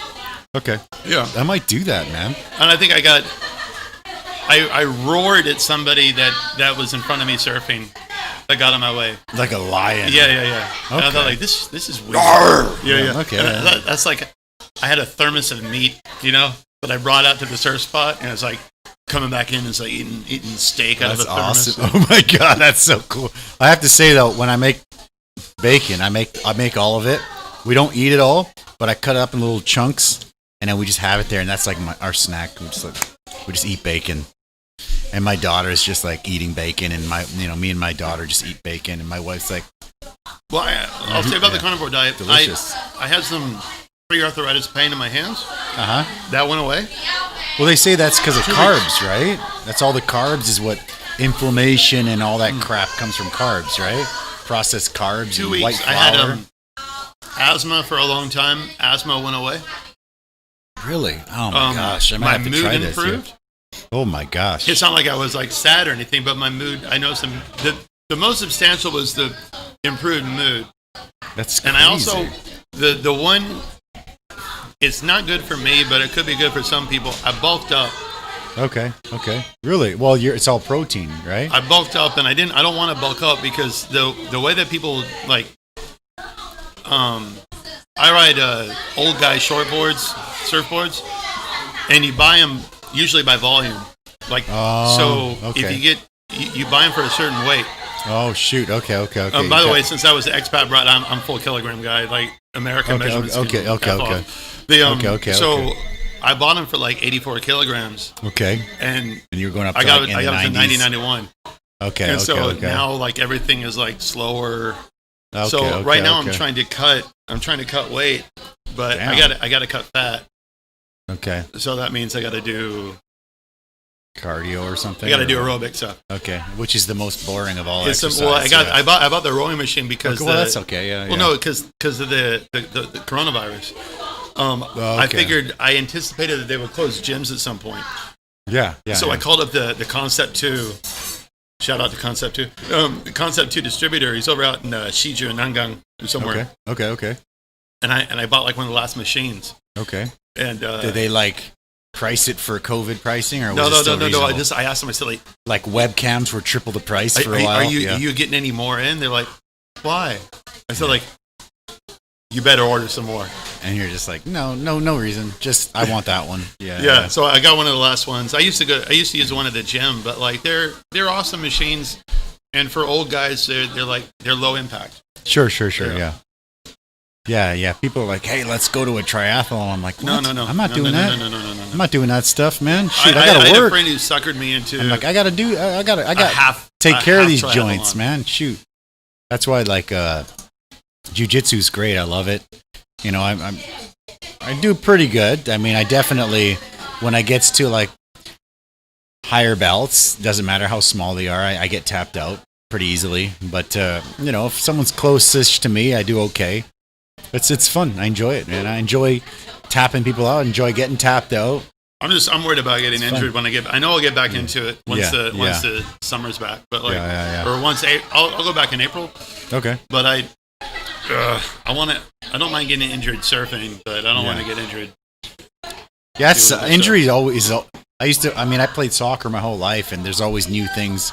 People are like, come and play soccer, join this men's league. Yeah. But soccer is. It's ridiculous. I mean, even when I was in my 20s and playing here, and I had the restaurant, there's always somebody who just wants to break your legs. There's always somebody that beer league soccer. They want to just break your legs, slide tackling, and you're like, I gotta work, man. Like I got stuff to do. Well, this is not my life, man. Jiu-jitsu's not like that. BJJ's, everybody seems so focused on not getting anybody injured. Yeah, no, I think BJJ is like that in general, but yeah, I think. I mean, I don't have that much experience, but I love it. Yeah, I think it's good, brother. I know, and I could also see people are addicted to it. Oh, for sure, yeah. But I mean, I think I'm 42. Come on, I'm not going to no tournaments or anything like that, man. I just trying to lose his belly. That's about it. And I'm just having fun. That's it. That's it for me, dude. I don't let any beer get into the house, but when I'm outside, I drink. Like if I had a tap, like you have like multiple taps, there's no. Yeah. Well, I try. This is really the only time I drink here. A week. Yeah, you gotta make sure you have a show every day then. Yeah, because it's just like, you can't get high on your own supply, right? So I learned that a while back. You know what? You know how I learned that? Obviously Scarface, but when A&W Root Beer arrived in Taiwan, I had my restaurant in Danshui, and I posted it on Facebook, and I'm like, A&W Root Beer, fucking finally available, Eddie's Canteen, right? So we got like 2 or 3 cases of it, and I hadn't had root beer in not quite a decade, maybe 8 years, 8 years or so. Used to get at that store that we won't name. Exactly. Yeah. And I was like, boom. So, I mean, I was like 4 or 5 root beers a day. And I don't really even drink soda, but I was this was way back. But I was just like, all root beer. And then people come in and there's like 8 dudes and they're like, dude, we saw your post. I'm like, yeah, man. We'll take 8 root beers right now. And I go into the fridge and there's like 4 left. No, we don't have any left. Because I drank. Oh, really? Oh, yeah, because I freaking drank them all. And now I don't have any to sell to you. And you go to the company and they're like, yeah, we don't have any more for 2 months. And you're just like. So that was funny. Is like ridiculous. Yeah, ridiculous. A decade ago, you would meet like some what we call foreigners over here. It must be confusing for people in the U.S. or Canada when they hear this. When we say foreigners, we're talking about of course, but we're not here. Yeah, we're not there. Sorry. Yeah. Yeah. So the us. When I used to go down to Taiwan, like in the late '90s, I would bring like Costco stuff or like it sounds weird, like Cavendish bananas, the regular bananas, or navel oranges. Okay. Like, oh my God! It's like just gold. have tangerines and bajao here. It's gold. Yeah. It's gold. It's really. That's gold, how we would bribe them to tell us where the different surf spots beef are. Jerky, dude. You just beef jerky. You're just I brought a guy down there like a log of yak. Does that ring a bell? A log of yak. Okay. Chewing tobacco. Oh, okay. I was like, what? Okay, that's like you bring it to the locals. Like, can you show me the surf spot? Yeah. And they're like, we can show you. But it's, when we first got here, you couldn't get really any of the creature comforts. But now more and more. Now, no problem. Yeah, for sure. But I mean, but I think the longer you're here, you forget stuff. Like I went back home and there's a little Portuguese bakery that sells Bigfoots. It's just like a donut, but it's like shaped in a foot, and it's like the whole glaze, and the toes are dipped in chocolate. And then I went back home. Is that a Portuguese thing or a Canadian? I don't know. It might be Canadian. I don't know. Friggin' delicious, whatever it is. So you go there, and then you walk by the baker or whatever. Oh shit, Bigfoots! I forgot about those. And you're just like, oh, these are good, Or random meat pies, or cold cuts that are just so random. You're like, oh my God. I would be. I would look like everybody else. Like my parents live in Eastern Washington. My sister's in Seattle. Yeah. And so when I go to Eastern Washington, people are larger. They're bigger. Sure. Bigger people. That's the way it is back home. Sure. Yeah. Sure. And it's the food. It's the diet for sure. The different restaurants, bakeries, and food companies have the formula to get me addicted. But for sure. The people here don't have it here. I'm not addicted to the junk food here. No, the junk food here is. No, I'm not into it. I don't even eat it. I don't. Do you know what I mean? So, like, when I go back to the States, by my parents, there's a place called Mike's Donuts. It's like it's got all this stuff. It's like 10 kilos when you go back. For me, it's like 8 to 10 kilos. Pure fat when I go back. When my mom visits here for 3 months, it's a solid 6 kilograms. Yeah, just from her cooking at my house. That's it. Yeah. I miss her that she's not here this year, but this is the year that I will get the 8-pack. The fitness year. Well, the carnivore diet, right? I love it. Yeah. I can't do carnivore all the time, but I'm probably about 90%. That's amazing, dude. I'm gonna try something like that, man. I like that. I've always wanted to try, but I don't know anyone that tried it except for Rogan, and we're not that close. So, so yeah, okay, that's very. Are you on Spotify now? Because we're on everything, dude. Like, no. I mean, like, I have subscribed to Spotify because he made the switch. I know. I have been. I did that on Spotify for a while. Okay. Just so the restaurant would play music. Oh, gotcha. But I've checked it out on there. Yeah, it's fine, Stu. Yeah, it's fine. I like YouTube definitely more than Spotify, but it's okay. I mean, Spotify's good. We're on Spotify. I work with this company that they host your audio and then they put you on everything, Amazon and iTunes and all that. So whatever. So we're on basically everything. You just gotta pay them a fee or something. Yeah, actually, there's an app company called AppSumo, and then new companies they go in there and they're like, I'm gonna put my product on here, and it's gonna be a lifetime deal. And you pay like $60 or something, but it's like a lifetime deal up until a certain amount. That's when you're like big time, right? So I mean, like I'm on this lifetime deal with this company called Pod.co, and we got Stitcher, Breaker, Dozer, Podcast, TuneIn, Acast, Amazon Music, Google Podcast, Apple Podcast, Spotify. We're on like all of them. Hello. How you guys doing? Yeah. Shout out to all y'all listening on there. We appreciate it. Don't forget to jump over to the YouTube page. And there you go. Check that little animation out right there. Boom. And you guys can follow me on Instagram, but I really don't post anything about products. I just chat with some people on Instagram. In our description, we actually have your Facebook on our description. Oh, yeah, that's fine. My wife runs that one. So if you guys are looking for some good bacon or pork products of some type, that's your man right there. Yeah. And the cool thing is, though, is that like on our website, if you prefer to speak Chinese, you can chat with my wife, or you can chat with me if you want. And if you insist on English, you call me. I put my cell phone number on the website, direct to me. And I think it's kind of cool because like we have some long-term customers. I know them, they know me, they contact me, and we have a relationship. We don't have enough customers to give them an extra layer of like filling in a form. I know some people with no social skills would prefer to have a form, but I don't want to deal with those people. It seems, just call me up. Just be like, dude, I need 2 kilos of whatever. No, but that was the coolest thing is there was a guy that lives up in Yangmingshan. He's probably one of your customers. He called me up. No text or anything. Old school, like on a phone, like a phone call. How's it going? I was just like, why is my phone ringing? And I was like, yeah, you're just like, who the frick is calling me? Hello, stranger? Yeah. Like, is this Jason? Like, yeah, it is. And then we just wrap it out. It's always weird when someone calls you, right? Yeah. It's weird because with Line and Messenger, I just message everybody. Yeah. And then sometimes, you're messaging and then your phone rings and I'm like, what's going on? Who the hell's calling me right now? Why are you calling me? And then I just wait for it to stop. And I'm like, sorry, busy at the moment. What's up? I'm like, well, what do you want to talk on the phone, man? Just put your order on here, like you would think we wouldn't evolve into texting. Weird, yeah. It's weird. Talking on the phone is an amazing thing. I know, but then like the first few seconds, you're like, okay, this is easy. This is good. It's weird, yeah. You know what else is funny? I do everything live, right?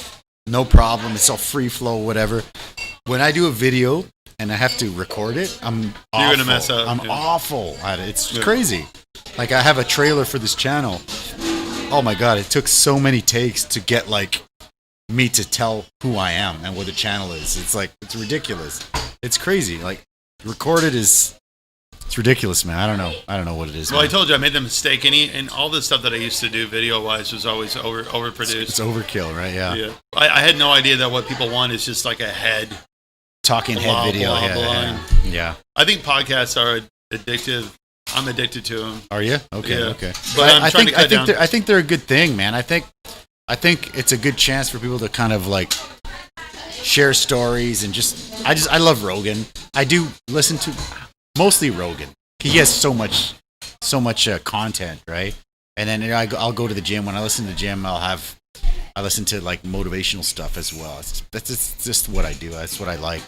And when I'm home, I just play video games with my daughter. But you know what's crazy? When people come in... PUBG, yeah. When people come in, they're like, you know what? There's a problem. Like, what's up? They're like, I don't think I can talk for an hour. And I'm like... and then it comes to this point right now where I tell them we've been talking for 2.5 hours. No, but that's the thing is like you got to understand like it's crazy. No, but my life is by choice. I work alone. Yeah. But when I do actually go out into the world, you want to chill. Yeah. No, I want to talk. You want to talk? Okay, yeah. Okay. Well, that's great. Well, when you said no, I was kind of like, okay, I'm not sure if I'll be able to get him on. And then I thought you'd be really like a kind of like a hermity kind of a guy. No, it's the opposite because like I have different friends that I try to hold back when I don't see them for a while because like I just me and my dogs. Okay. A lot of the time, I just listen to podcasts. So when I finally actually go out to the real world, I'm just like.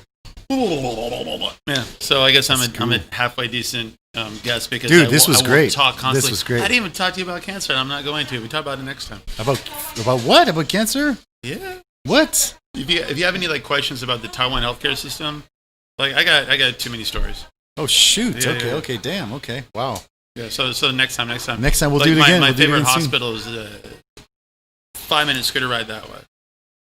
I think I know which one you're talking about. Longzhong, yeah. Phenomenal, world class. Really? Hospital. Okay. Yes, that's where my nuclear medicine specialist is.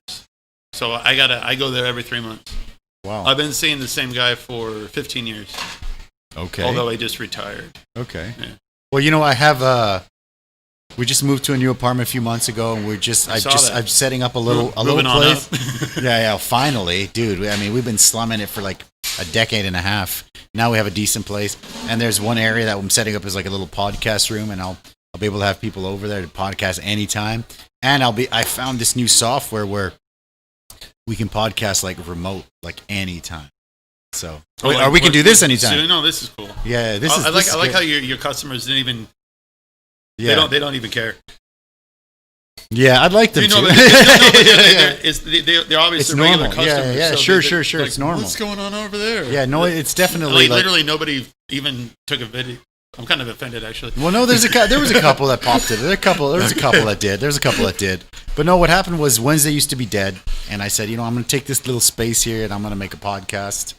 And the first few were not very good. If you go back and look at them, and you know what, the camera even turned off a few times. It's just to be expected. It's just like, I'm sitting here chatting with this MMA fighter who's looking to get sponsorship, and then I hear this from my GoPro, and it's just like.